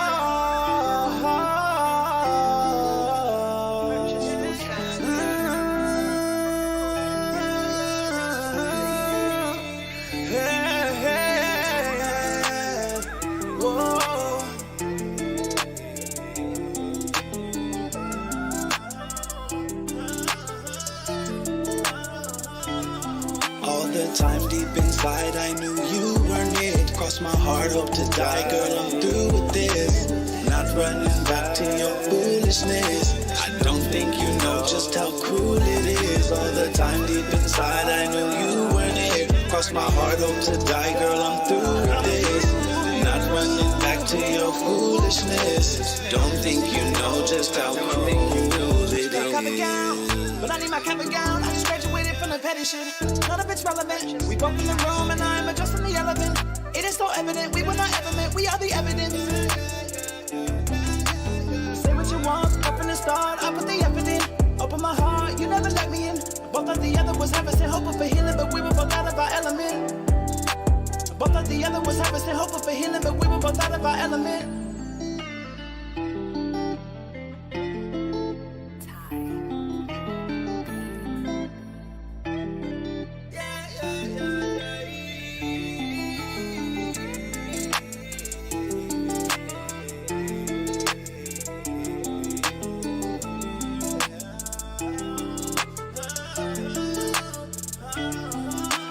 Time deep inside, I knew you weren't it. Crossed my heart, hope to die, girl, I'm through with this. Not running back to your foolishness. I don't think you know just how cruel it is. All the time deep inside, I knew you weren't it. cross my heart, hope to die, girl, I'm through with this. Not running back to your foolishness. Don't think you know just how cruel it is.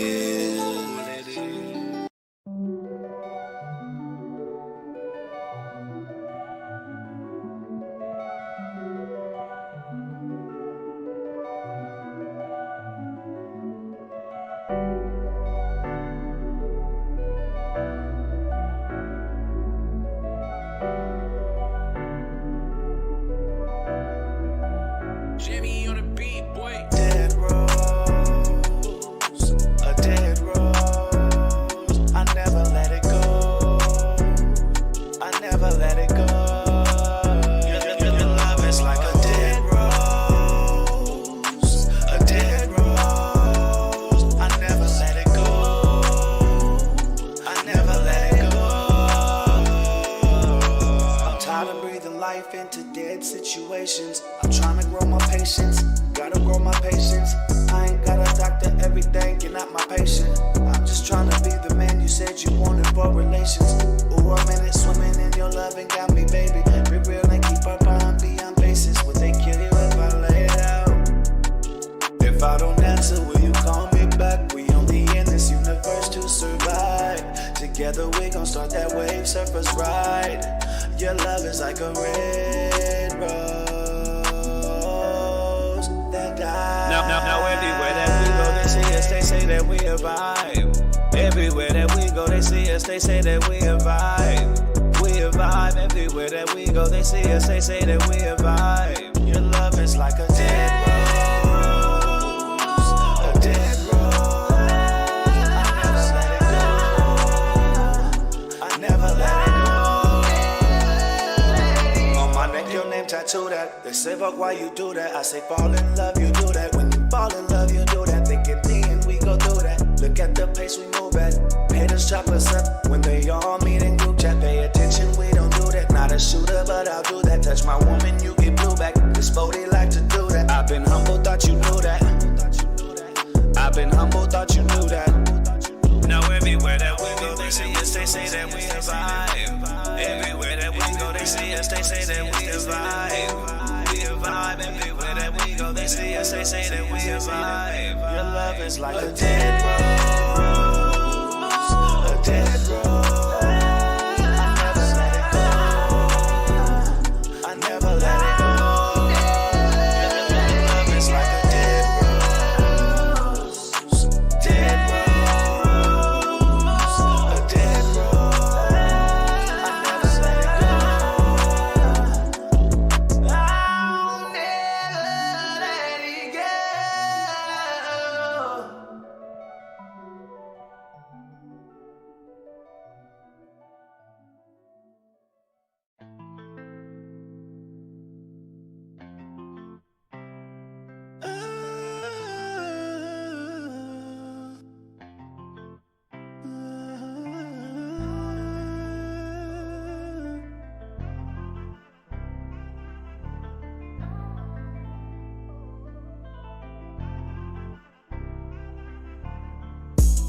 Yesterday is just another faded picture,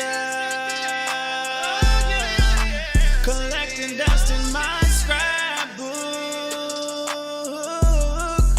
'cause I hate reminiscing, looking back. Kodak flashback, memories I'm past that. Frame of mind I'm in got me going out my snapback. Melodies of our memories tugging on my heartstrings. All the false things that you told me. Look at this picture that you painted with your happy little mistakes. Apologies are priceless, but you won't do what it takes. Realize you're wrong, but your pride too strong. Spend nights alone since I've been gone. Hey.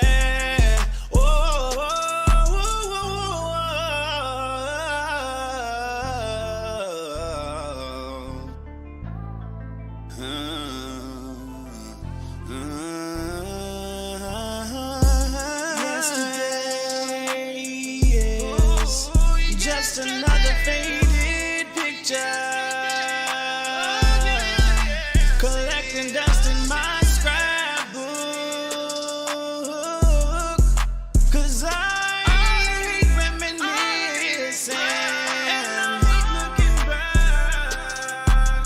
Memories so painful, can't look back, it's shameful. Memories so painful, can't look back, it's shameful. I never claimed to be a saint though. I do my best to not dwell upon the past, cause that's just history. Yeah, I've been focused on my future, it's a mystery. And if I make it from this present time till then, well shit, then that's a gift to me. Yeah, I woke up from them coma dreams with nothing but epiphany and a sense of urgency. And tell your hating ass friends bringing up that old shit that they can bite the curve for me. And that's word for me. Little chicken head with a little bread, think she worth something. She just a bird with cheese. I'm cooking at a high temperature, don't touch. Fuck around and get a 3rd degree. Yesterday is just another faded picture. Collecting dust in my scrapbook, 'cause I hate reminiscing and looking back.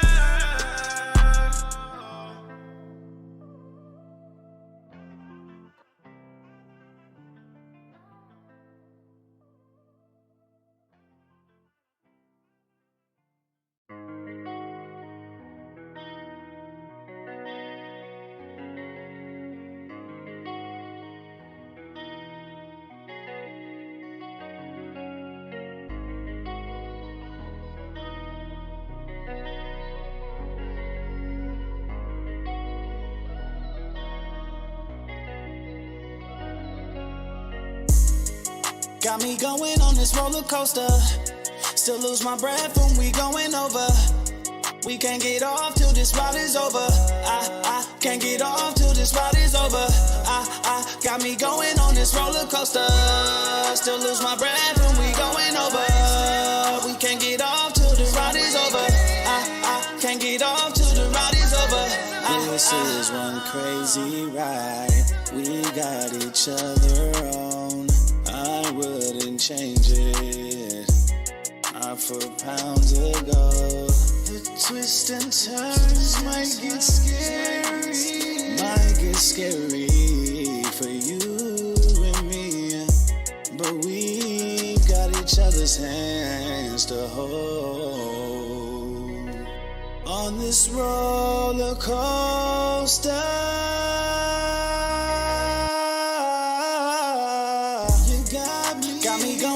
Roller coaster, still lose my breath when we going over.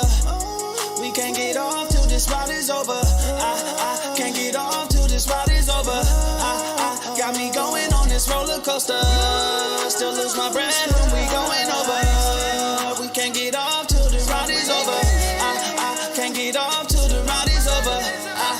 Probably die if you didn't tap my shoulder and let me know when I be acting out when far from sober. We've had ups and downs and twists and turns, but that's alright though. Eventually we level out, and that's what I ride for. We went from puppy love to big moves and big bags. Longevity caused jealousy, these other dudes got big mad. You outshine my ex-girls like tenfold, that's big facts. I should've seen them warning signs, them hoes through like Six Flags. On a roller coaster hoping that it never ends. Take all the breath out of my chest when you come round a bend. If I lost my grip I wouldn't trip, I know you got me locked. We gotta hit the bottom to appreciate the top. You got me going on this roller coaster. Still lose my breath when we going over. We can't get off till this ride is over. I can't get off till this ride is over. I got me going on this roller coaster. Still lose my breath when we going over. We can't get off till the ride is over. I can't get off till the ride is over.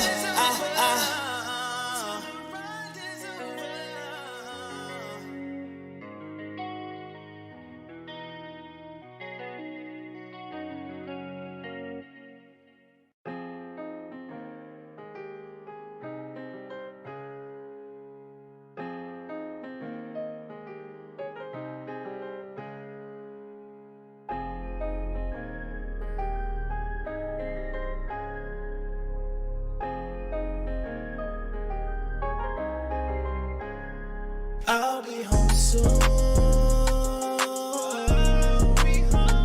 I'm all in my bag. Can't wait to get back.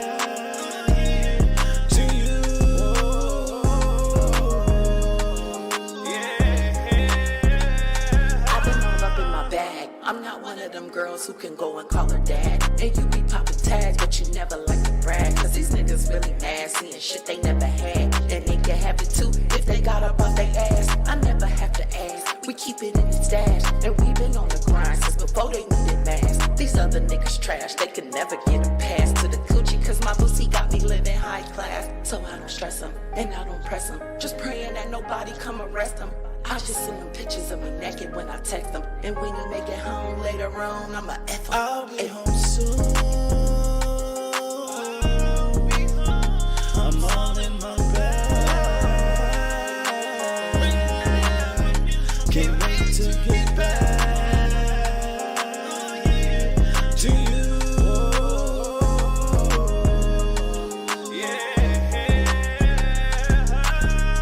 I apologize for making you wait late. Got the pedal to the metal while I slide on the way. I ain't worried about that dinner plate. You the meal that's gon' get ate. Sorry for coming home late. I gotta go in the money car. Gotta go in the money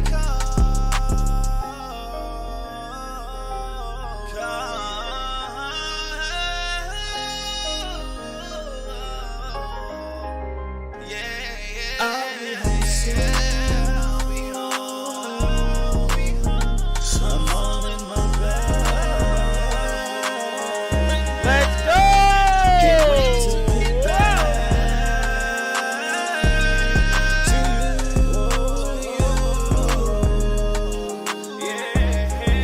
Let's go! Let's go! Big BE in the building, motherfucker! Ah! Ah!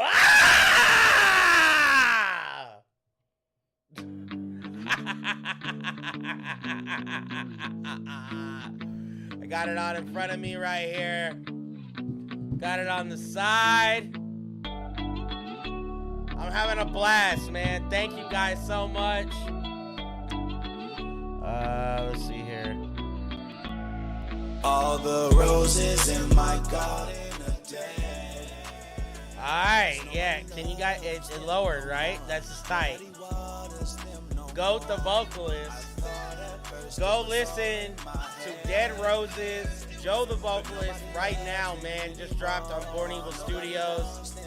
I'm so fucking proud of my boy, bro. Like, I can't even tell y'all how, I can't express how proud I am of my people, bro. Like, anybody that fucks with us, all the people that are in the chat with us every day, we've learned to grow together, bro. We've learned to grow together, you feel me? Like, it's come to a point now where it makes sense for us to just, you know, talk that shit. Oh, my bad. Let me go back here. Let me go right here. Let me go. Share. No, we're not going to share. Let's go to send to. Woo, doggy! All right, listen, real quick. Not Born Evil 3rd, because that dude's here. Born Evil 3rd is here with me chilling. Shout outs to Born Evil 3rd, bro. Still alive. Pull up.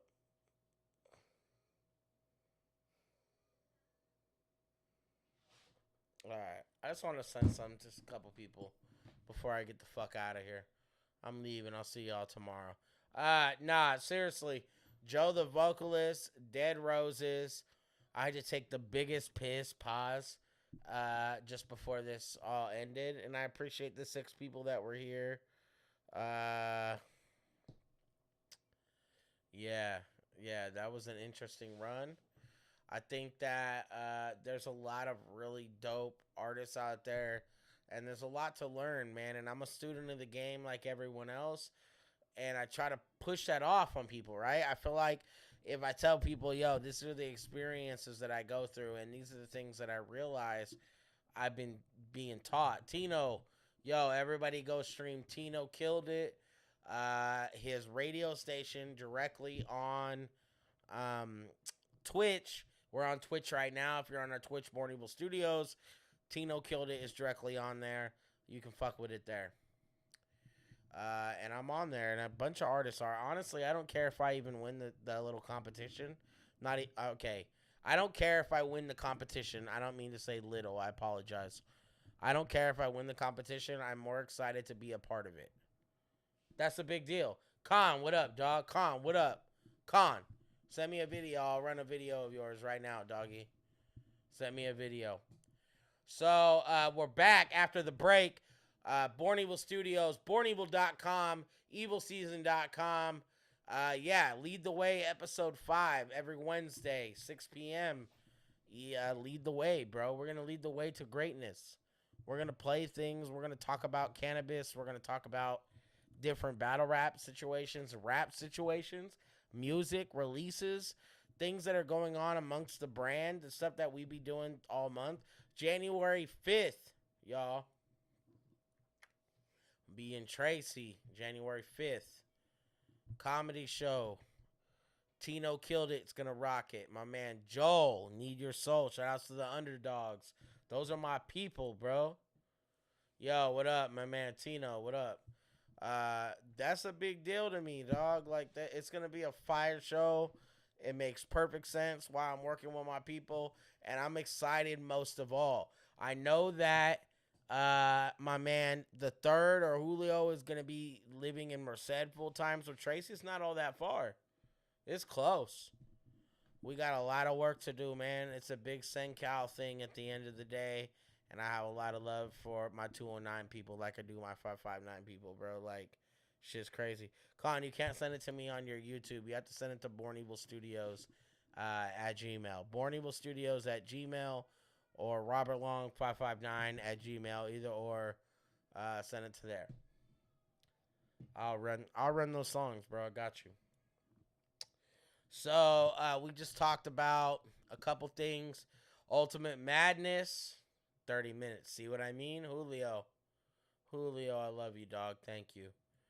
The GOAT, bro. And Julio gonna be running live streams. We're gonna run sports, all sorts of shit coming up, bro. Like I swear, y'all.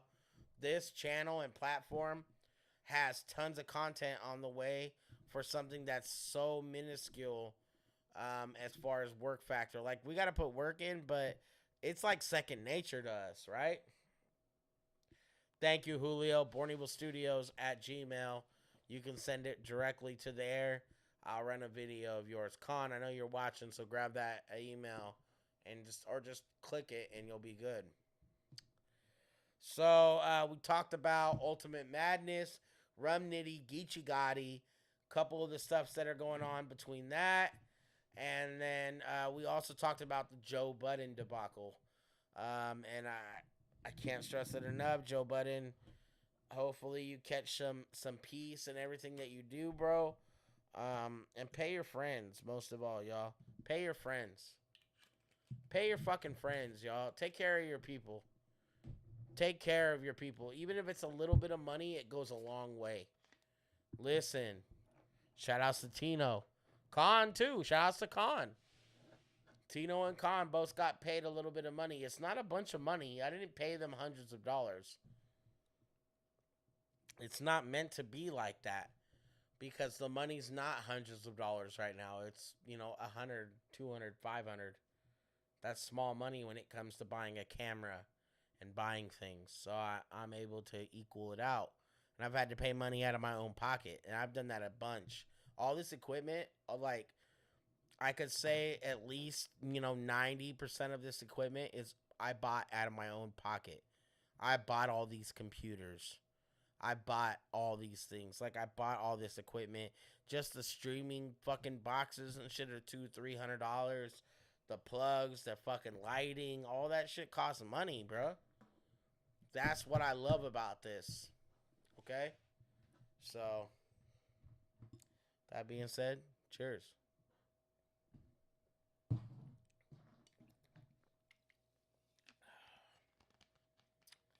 Not too bad.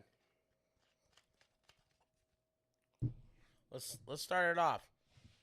Last but not least, what I really want to talk about this week, man, other than any music videos or anything that are set to release with us,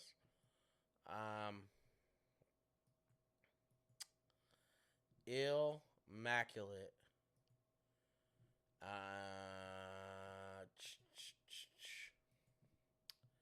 Illmaculate. All right, y'all. Dizaster and Frack. There's a lot of stuff caught up between these three. Frack, if you're not familiar, Frack and Dizaster battled recently on King of the Dots Grand Prix for 50 grand. 50,000's a lot of money, y'all. You play with 50,000 in my bucket, one of the homies might run your pockets. Because I probably promised them a stack or two. You know what I mean? Like, you can't play with people's money, bro. 50 grand, though. Alright? I don't know where to start. So, apparently, from my understanding, Lush One, shouts to Nick, he did a live stream where he talked to a couple people and he said that Illmac had lightweight written for Frack. They're all Frack, although isn't from 667. He's not from 667. He hangs out in that circle at Chase Moore's house. Shouts to Chase. Chase and Illmac, who has the weirdest bowl haircut right now that I've ever seen in my life. Ew, what up, dog? Bro, cut your hair, my guy. Cut your fucking hair. Ill gets on live with Dizaster.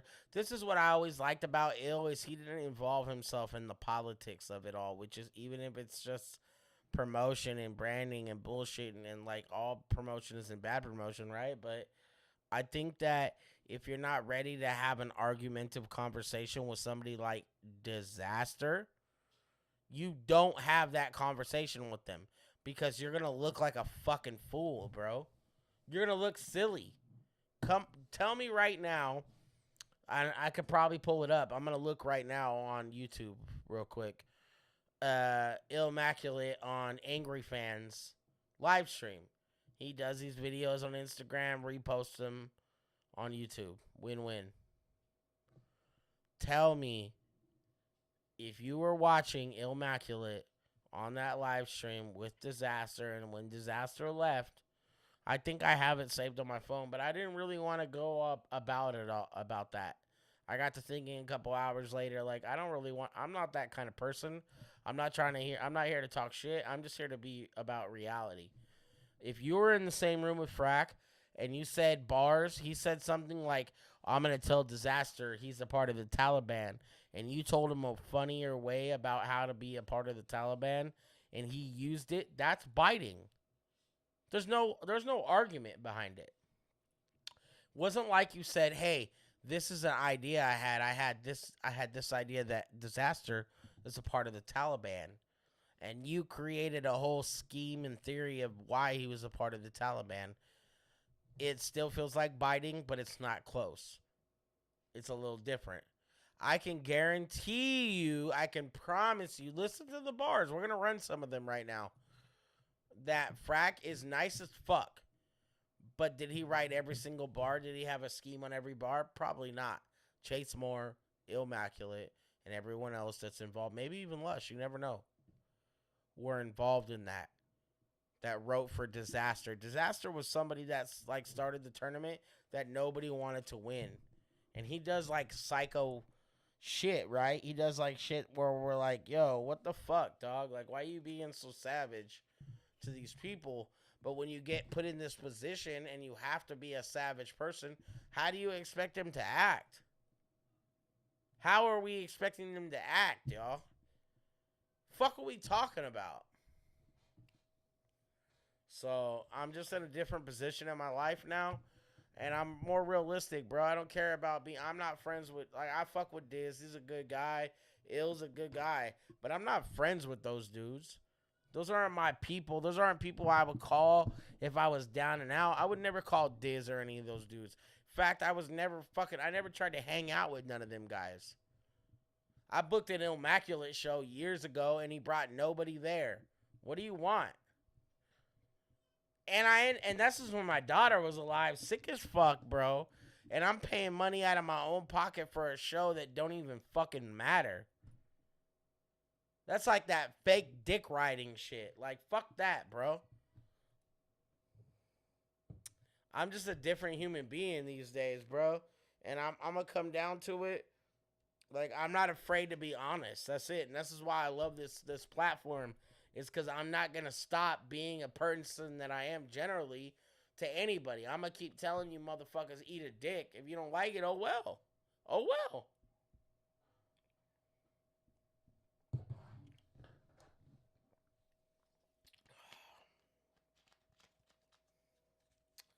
So, let me look real quick.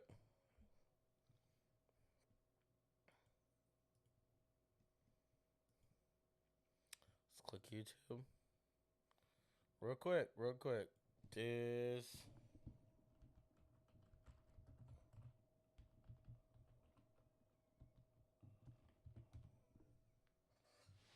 Let's look real quick.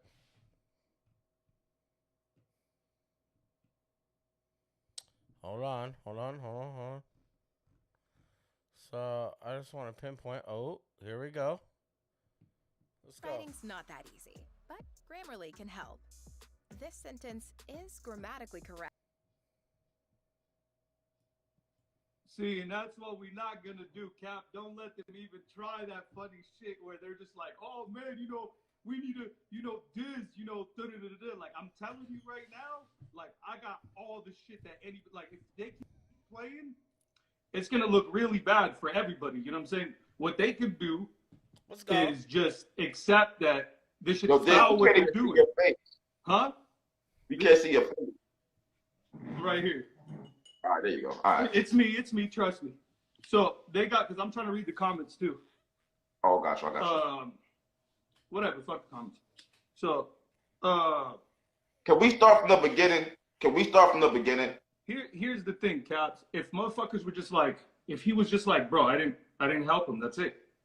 It'd be done, bro. It took him hours. Like he couldn't let go of the situation because he knew that he got popped. Like once I brought it up to him, he could have just easily brushed it off. You know what I'm saying? But his story kept changing.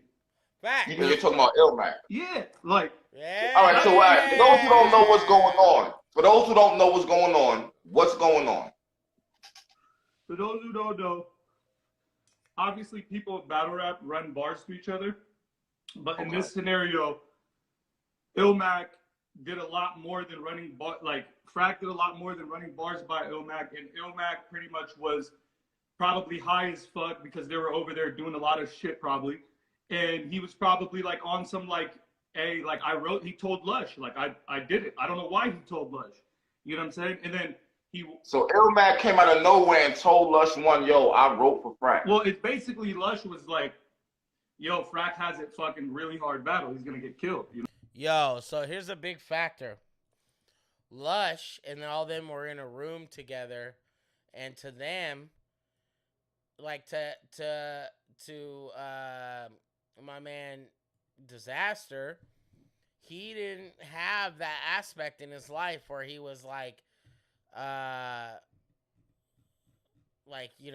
bro, fucking, I'm doing this, and this, and I didn't think that, this type of shit was gonna make a big difference, but it made a big difference, right? Like, bruh, you're in a room with Dizaster, somebody who's very controversial. Lush One is one of the most controversial battlers ever.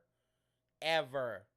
He has been wrapped up in so much controversial shit that it doesn't even matter. We don't even have to talk about it.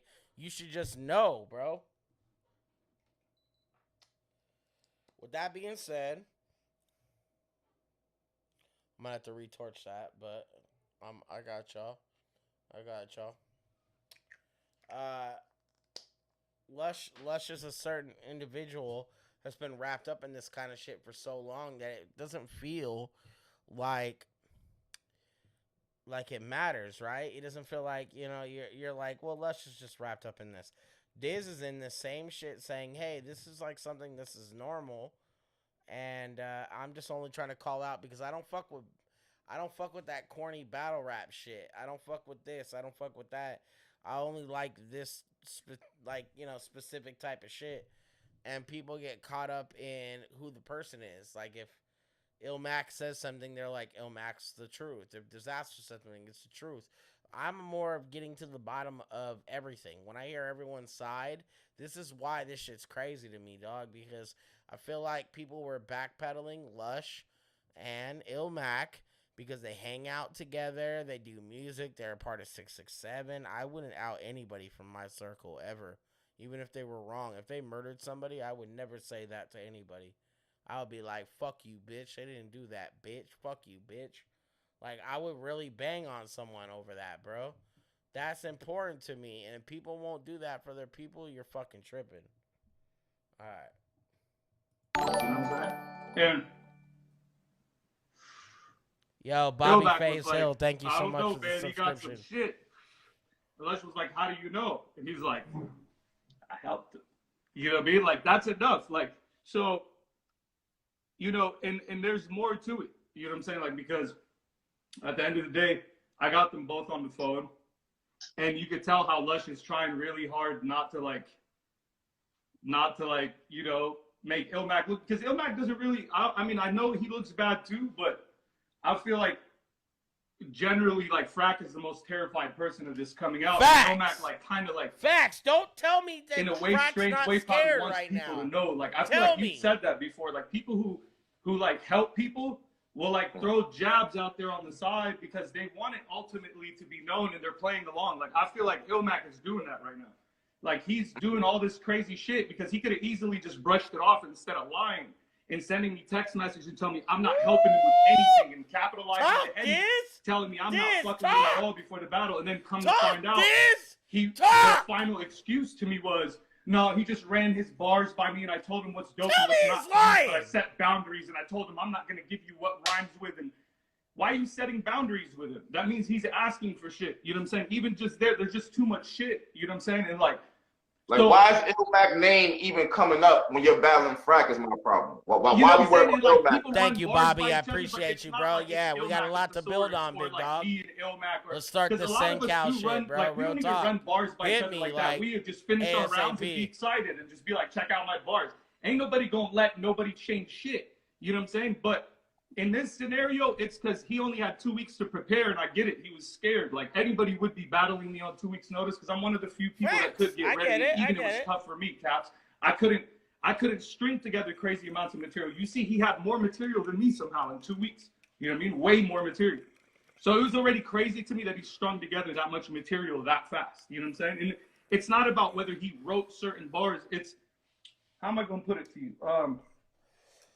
If I spit a verse for you, right, and there's a whole bunch of words in there that don't fucking fit, and they throw the flow off, and then you tell me, now remove those fucking words, bro, and just spit it like this, and then it just flows fucking crazy. It's packaged crazy, because you know the delivery and the flow dictates a lot. You know what I'm saying?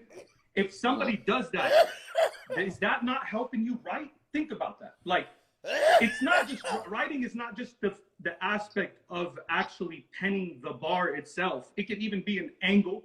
It could be like, hey, bro, you should mention this. And then he creates an angle off it. You know what I'm saying? So that help is there, especially because they're already writing together for a project. And then he's messaging me, telling me I'm not helping him with anything. And then I'm finding out it's more than anything. Like, he could have just said what it was from the beginning, but he didn't. He said, you're a conspiracy theorist. You mad about the battle. Like, why am I going to be mad about a battle I won? The guy fucking went home, got on a 6-hour fucking drive or flight and fucking went home sad. I fucking won. It happened last year. Yikes. And people are like, oh, you're dropping it now. Of course now. I've known for a little bit, but like, I can't drop it out of context. I got to drop it with the battle. So people see the battle, and then they can hear Illmac in his bars and shit like that. Like, so they could, you know, because people are already noticing, like, yeah, this shit actually now sounds like him. You know what I mean? I haven't seen that, but people are saying that. I'm just being honest. I haven't seen it myself because I haven't analyzed everything he said. But I haven't even heard his rounds, to be honest with you. I don't remember what.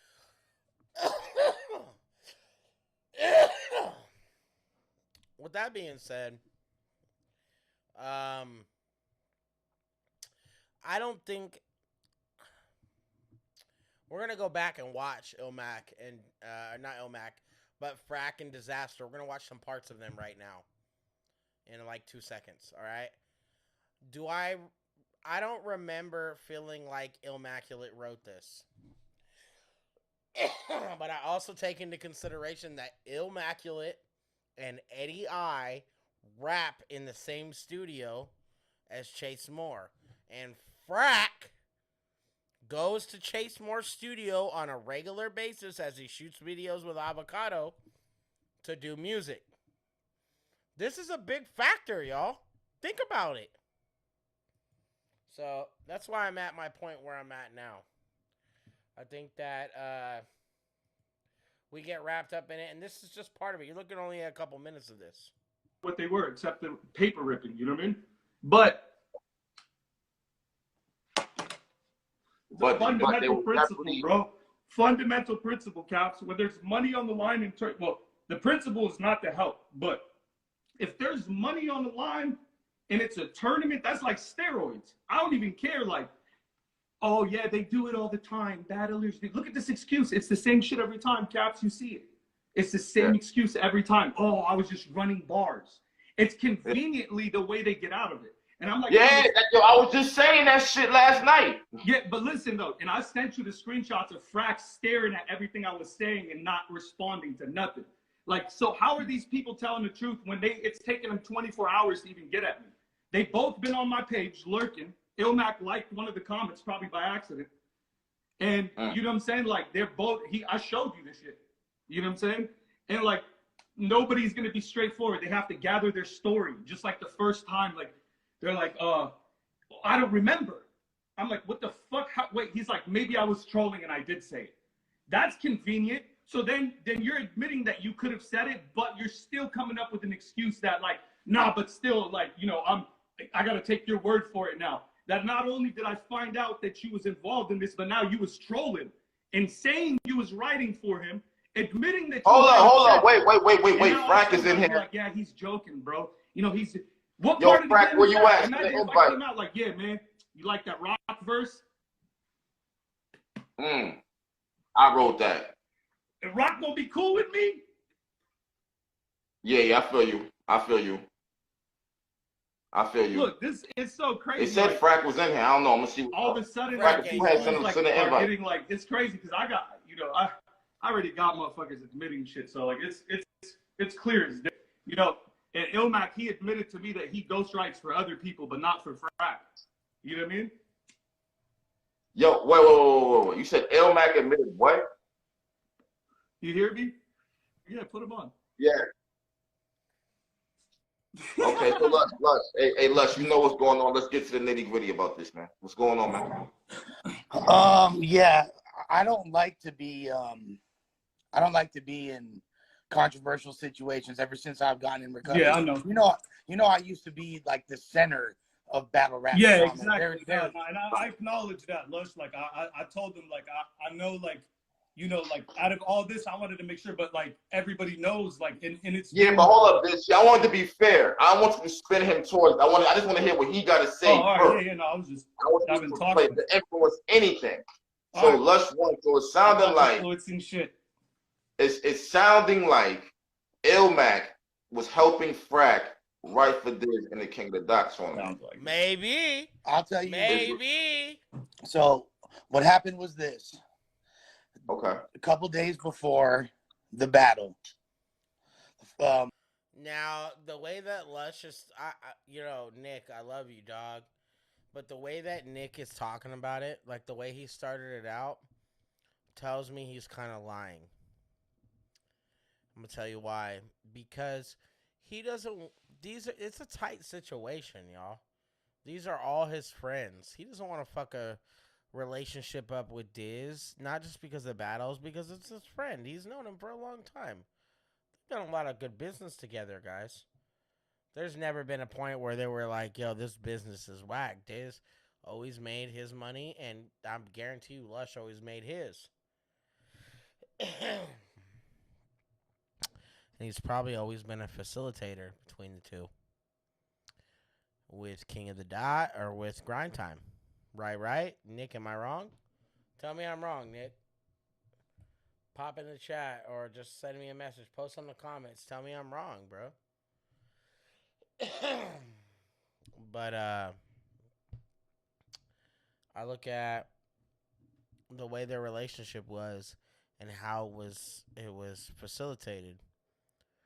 And I feel like Nick has always been able to put Diz in the right situation. Because I'm like Nick, bro. I'm like Lush. I'm the same type of person, and I know that my friends are the same type of people. Like, we do this shit because we love it and because we have a passion for it, right? And everything else comes after.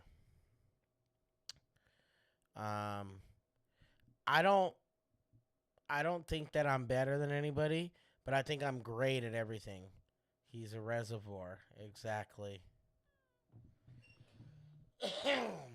Do I think that Nick was just trying to protect himself? Yes. Do I think that? And I do know and think that I know and think that Nick is genuine. He's not lying for no reason, though, if you think about it, guys. He's not sitting here saying something for no reason. All right? But I also think that when you're around people all the time, I'd rather protect the people I love around me all the time than anybody. I don't protect anybody else other than my people that are on the ground. It's not that if I don't talk to you in 6 months, because 9 times out of 10, you probably won't even come up unless you're like a genuine person in my life. But you don't know personal things about me unless you're here on the ground. You have to come to my house. If you don't come to my house, you're not like a genuine person that I know that I fuck with like that. You're a nice guy, but I don't fuck with you. Maybe you live in another state. It's a different situation, but I still, again, am very closed off. Unless we communicate all the time, I don't fuck with you, dog. That's it. It's no hate. There's nothing wrong with it. I'm a grown-ass man, and I just like the way things are. So, bada bing, bada boom. Let me cue up something else for you here. Yeah. I was chill. Illmac's one of my close homies. You know what I'm saying? Like, just you don't need to tell Illmac you're one of his close homies. He knows. Diz is one of my best friends. Again, Illmac is also one of my best friends in and outside of battle rap. Me and Illmac make music together. He's featured twice on my next album. You know what I'm saying? Like, Frack's actually on my next album too. That's cool. So,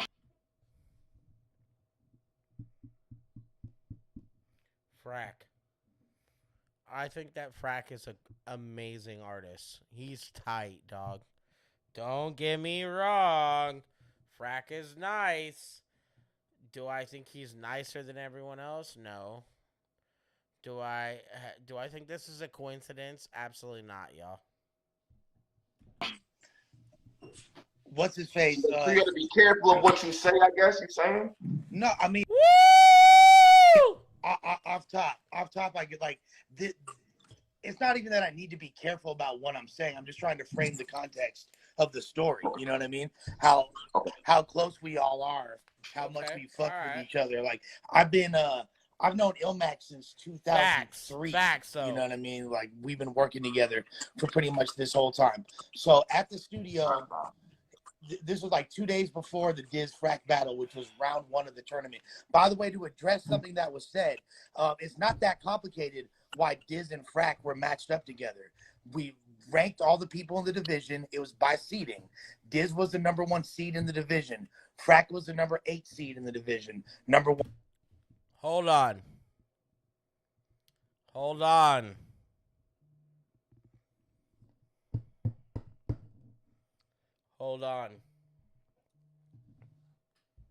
my bad. Let me just, do not disturb. Listen. Hold on, bro. Hold on. Lush. Frack was number...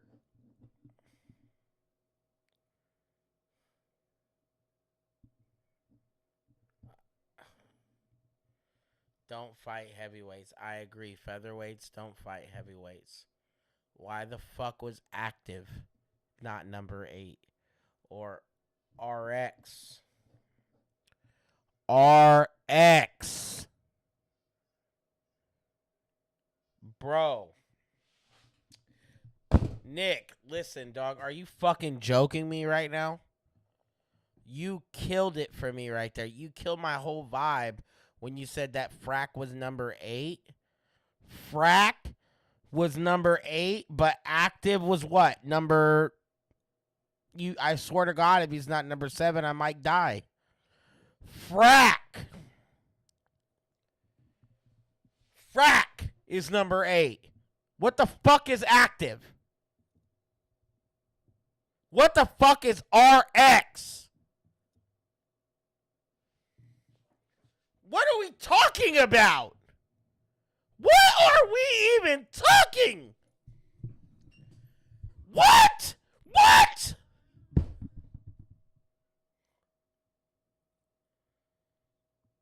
Listen, dog, I'm watching like everybody else. I don't even got to record it. I'm watching like everyone else, Nick. Don't ever say that Frack is under people who do not have a King of the Dot record like that. Active does not have a hitter record like that.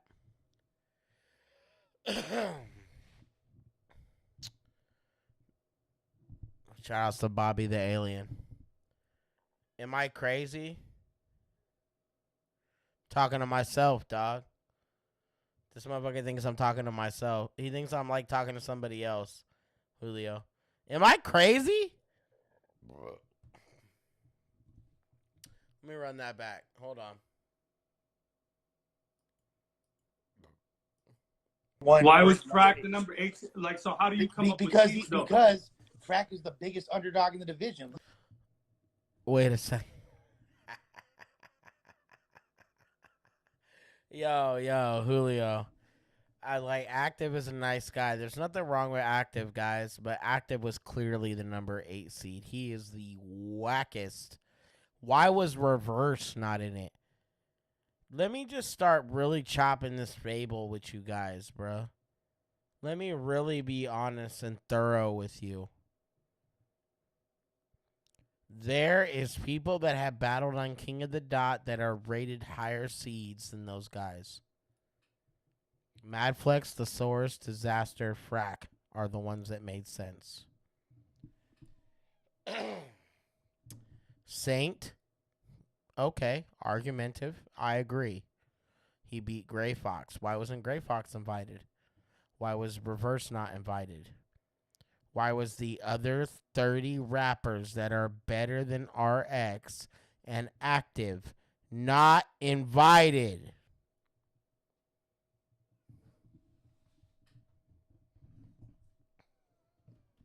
Look at who was in there. You have Dizaster, RX, Saint, Caustic, Madflex, Thesaurus. You know what I'm saying? I'd say Madflex was the 8th seed in that, not Frack. But definitely not though. I disagree. This is because he's Active's homie. So this is why I want to make that argument. I disagree. Active was the 8th seed. Active. RX would be the 7th. Frack would be the 6th. In my opinion, Frack, Active, RX, Frack, Caustic, Madflex, Thesaurus, Dizaster. There was one more. Who was the other guy? And Saint.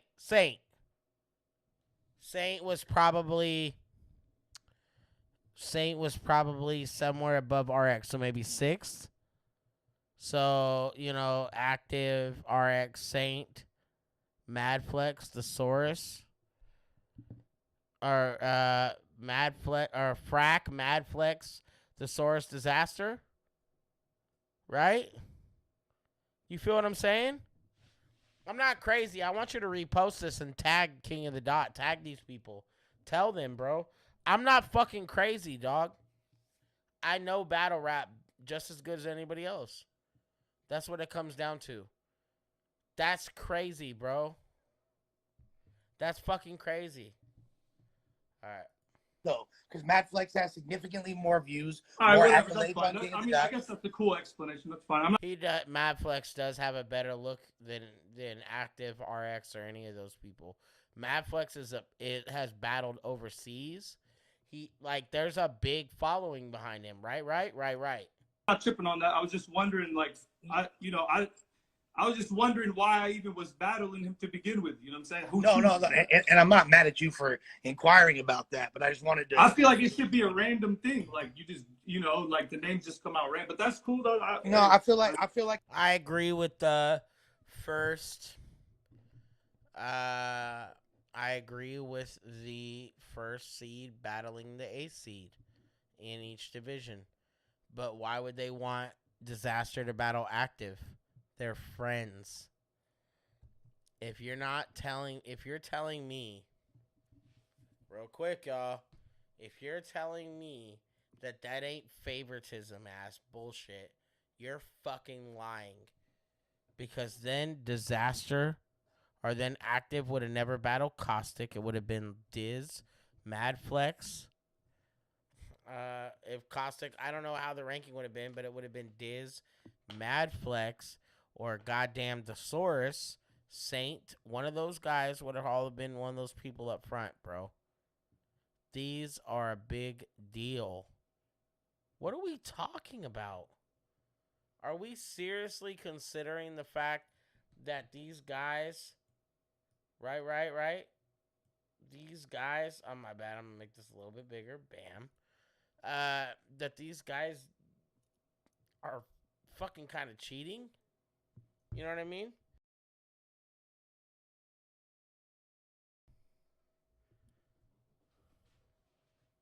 It's the dog. The dog is literally... Madflex is crazy. Madflex is super nice. All right, real quick. Let's go back to this. Let's go back. I want to talk about this a little bit more, y'all. All right. Like it makes it really, that's like, so that was supposed to be the easiest battle for you, and you being the top seed, we're trying, like, that's the way it works in the NBA. The number one team battles the number 8. Like, that's mathematically. Yeah, no, I get it. Sense. So we trying to yeah, I'm if that talking was to the Illmac, case, then and I'm Active like, and Dizaster would have battled. Frack is or probably gonna RX die and in a few Dizaster. days. Like, and Frack also had less time to write because he was like, he didn't know who his opponent was because Diz was the last person booked. So, and Diz, we know, is used to putting together battles on fucking 3 days notice. He's the greatest of all time. He could do that. So I understand how there was pressure on him. I get that. Right, there's pressure on him, but also like my thing was like this. I was like, damn, Frack's probably about to die a horrible death. And I said that to Illmac.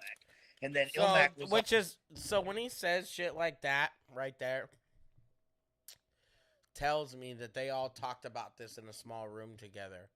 And they all said, hey, this is how it's going to go. These are the way things are going to go. I'm going to say this, this, and this.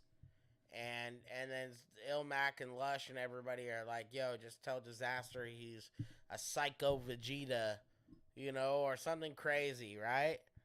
But it never gets treated with the same respect when it comes down to being an artist and creativity. Like, it just gets to a room of guys, and it's like, that one guy, like, for all we know, Frack was walking around the room saying Dizaster bars, and Illmaculate was just dropping bars.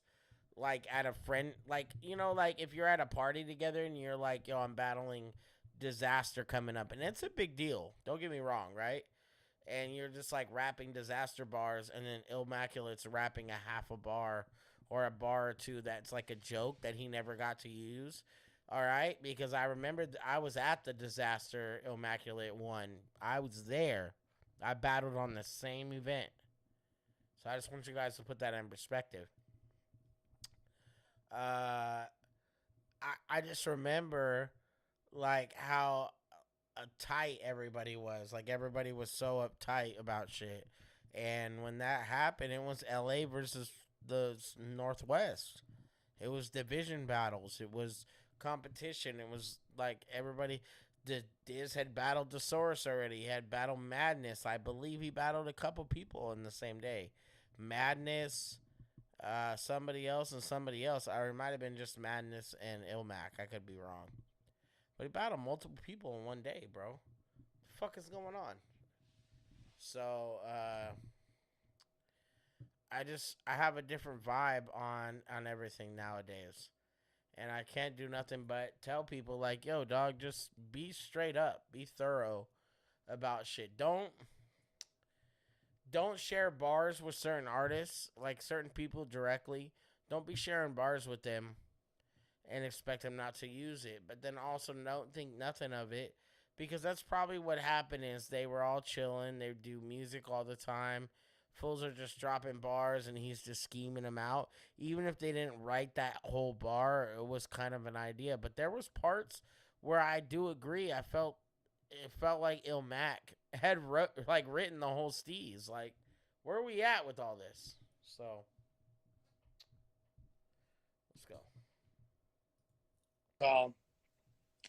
Like, nah, you know, he's got some shit. You feel me? Like, I was helping him out. Whoop-de-whoop. That's what he said. You feel me? Like, now. I was helping him out. And that to me was like, you know, like you go, like after that, it's like kind of like, okay, we're going to hear excuses after that, but it's like. So that's what was said to me. I'm like, we're going to get into the ramifications. First time I heard Diz bang on Lush lightweight. Of all that later, but that's what was said to me in that moment. And that's what you hear referenced on the phone call that Diz posted on his Instagram. Now, I was not supposed to disclose that, and I wasn't going to. And I was thinking it's just going to be now a little more even because there's no way Diz is going to lose to Frack. All right? There's no way Diz. So let me get this straight. Like, as somebody that hosts events, again, Nick's just a really thorough guy. And I understand his theory, but I want you to also grasp killing it. They are killing it, guys. There's small leagues on the West Coast that host more events than King of the Dot. And I can guarantee you, I kind of want to host more events than everybody. And I just want to host events that are ours, that don't involve any other league, that are judged and juried behind them. Like, I shout out to all my staff. Like, we're really going to do some crazy shit eventually.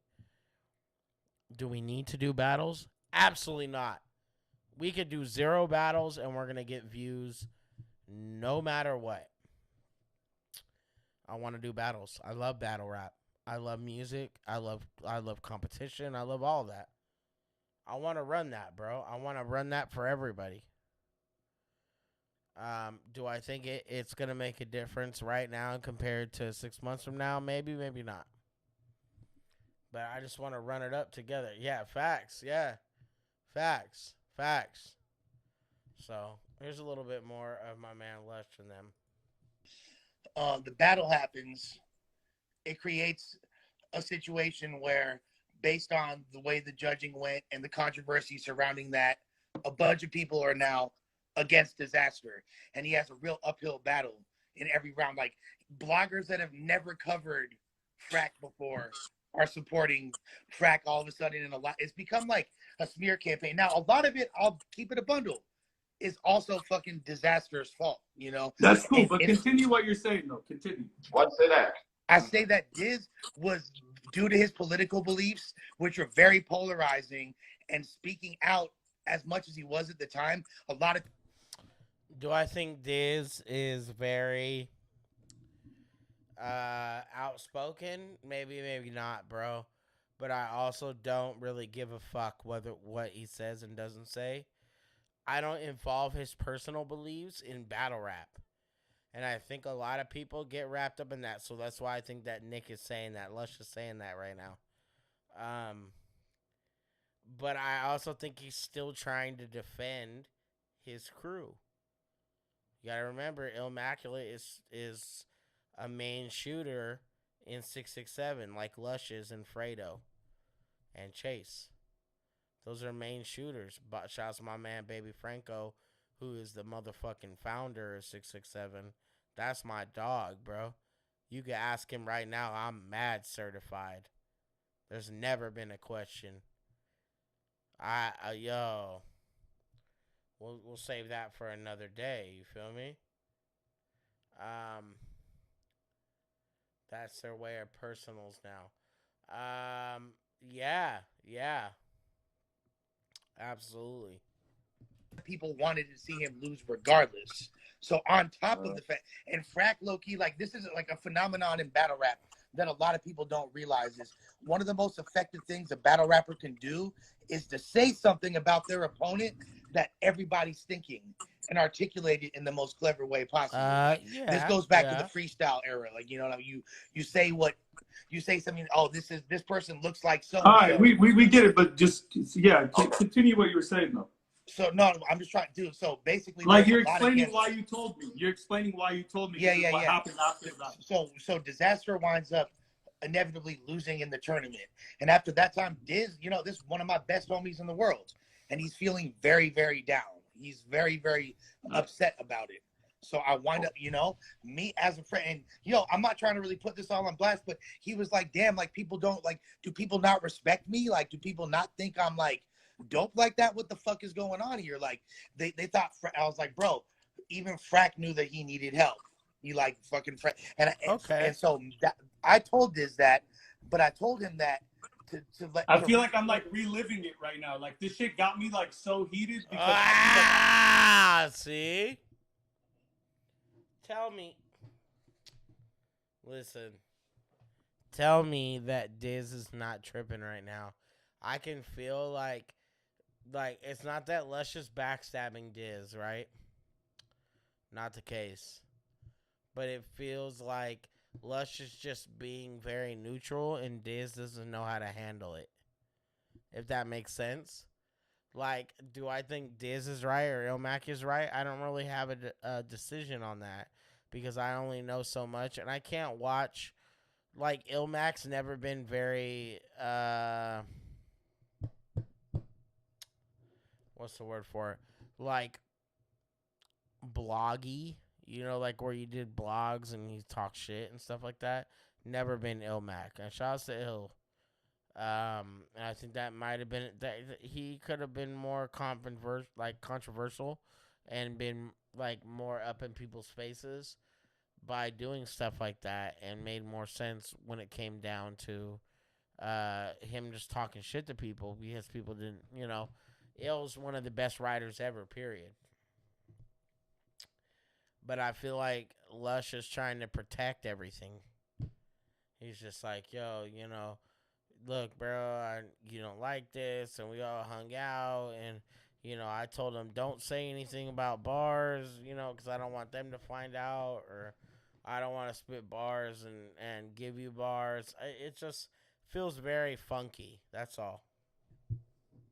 I'm really reliving this shit because that shit was like a nightmare for me. People be talking about it like it's normal because nobody is Dizaster to understand the pressure that I got. Like he told me because he kind of seen it because I'm open with him, but that shit crushed me, bro. Like the whole pressure from the whole tournament. People in the comments that don't understand the relevance of it, you guys obviously are missing a lot of like deductive reasoning skills. Like, are you fucking tripping? This is hell of important. Because the reason why this needed to be told, like, is because at the end of the day, Illmac told me something in confidence and Illmac's someone that I fuck with heavy, and I wind up telling Diz, but I also didn't think that Diz was gonna weaponize this shit. You feel me? Several months later, and it's not. Let me get this straight, real quick. Let me get this straight.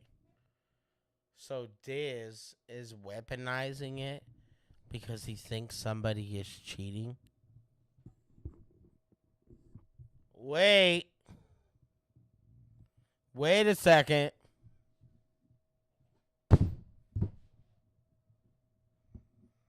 Bruh. Diz is weaponizing this? Are you fucking joking? Diz is weaponizing what?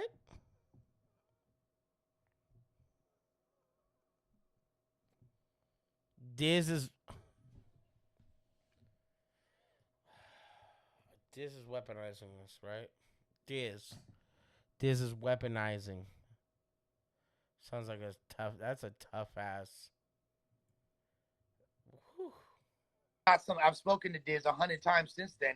He never once brought this up in the interim. Like, this wasn't something that was even really discussed. You know what I'm saying? Like, I thought that Diz, like, I'm trying to uplift my man's from the proverbial gutter. He's feeling at his lowest point. He's feeling, you know what I mean? Like, he wants to stop rapping. That's where Diz was at, bro.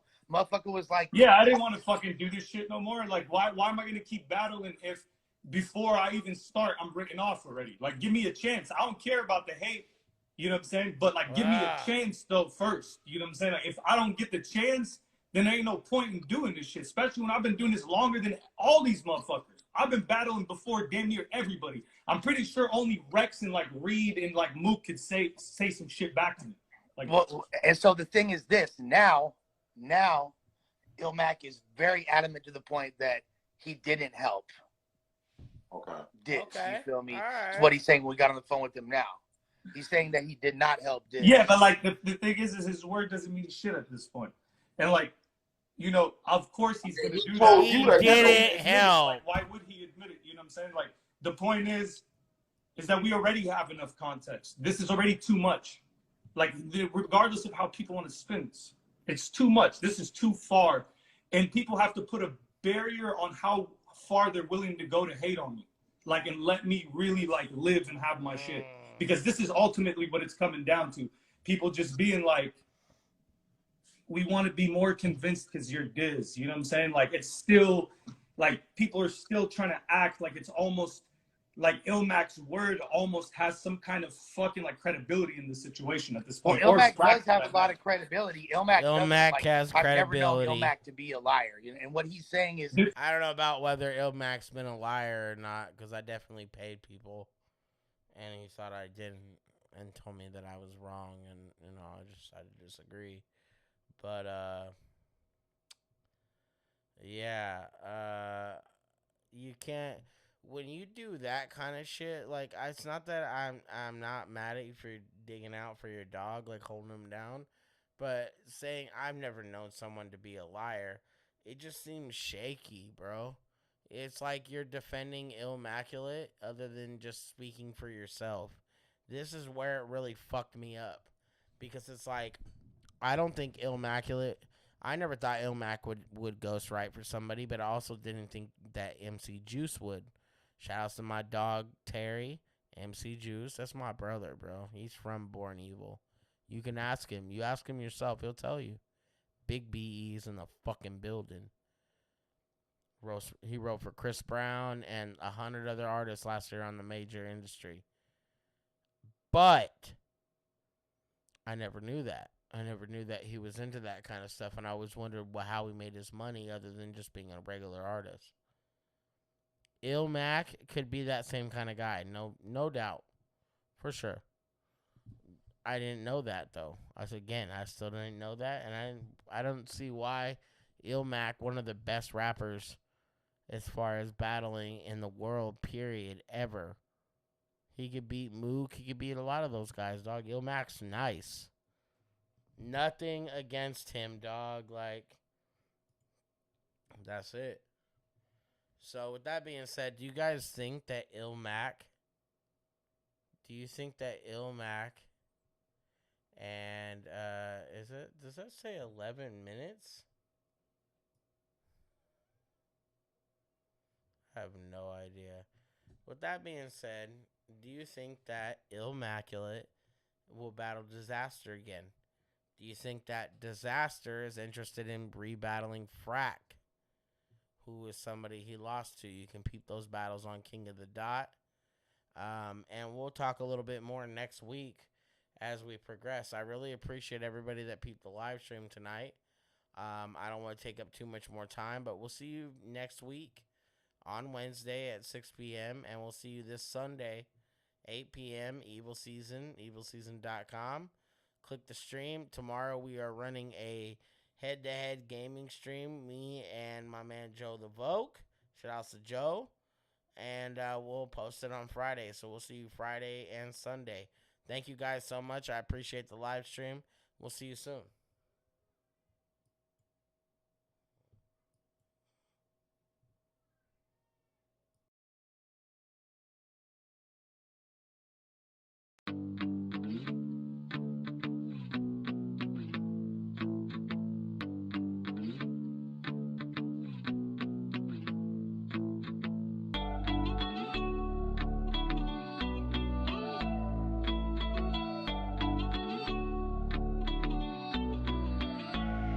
All the roses in my garden are dead.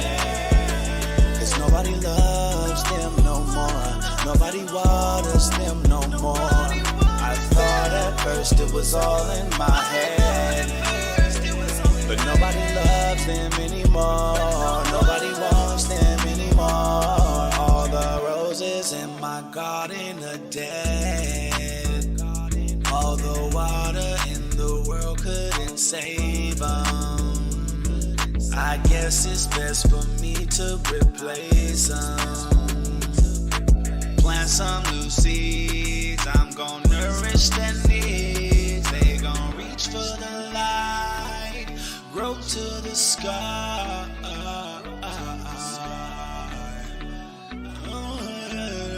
All the roses in my garden are dead.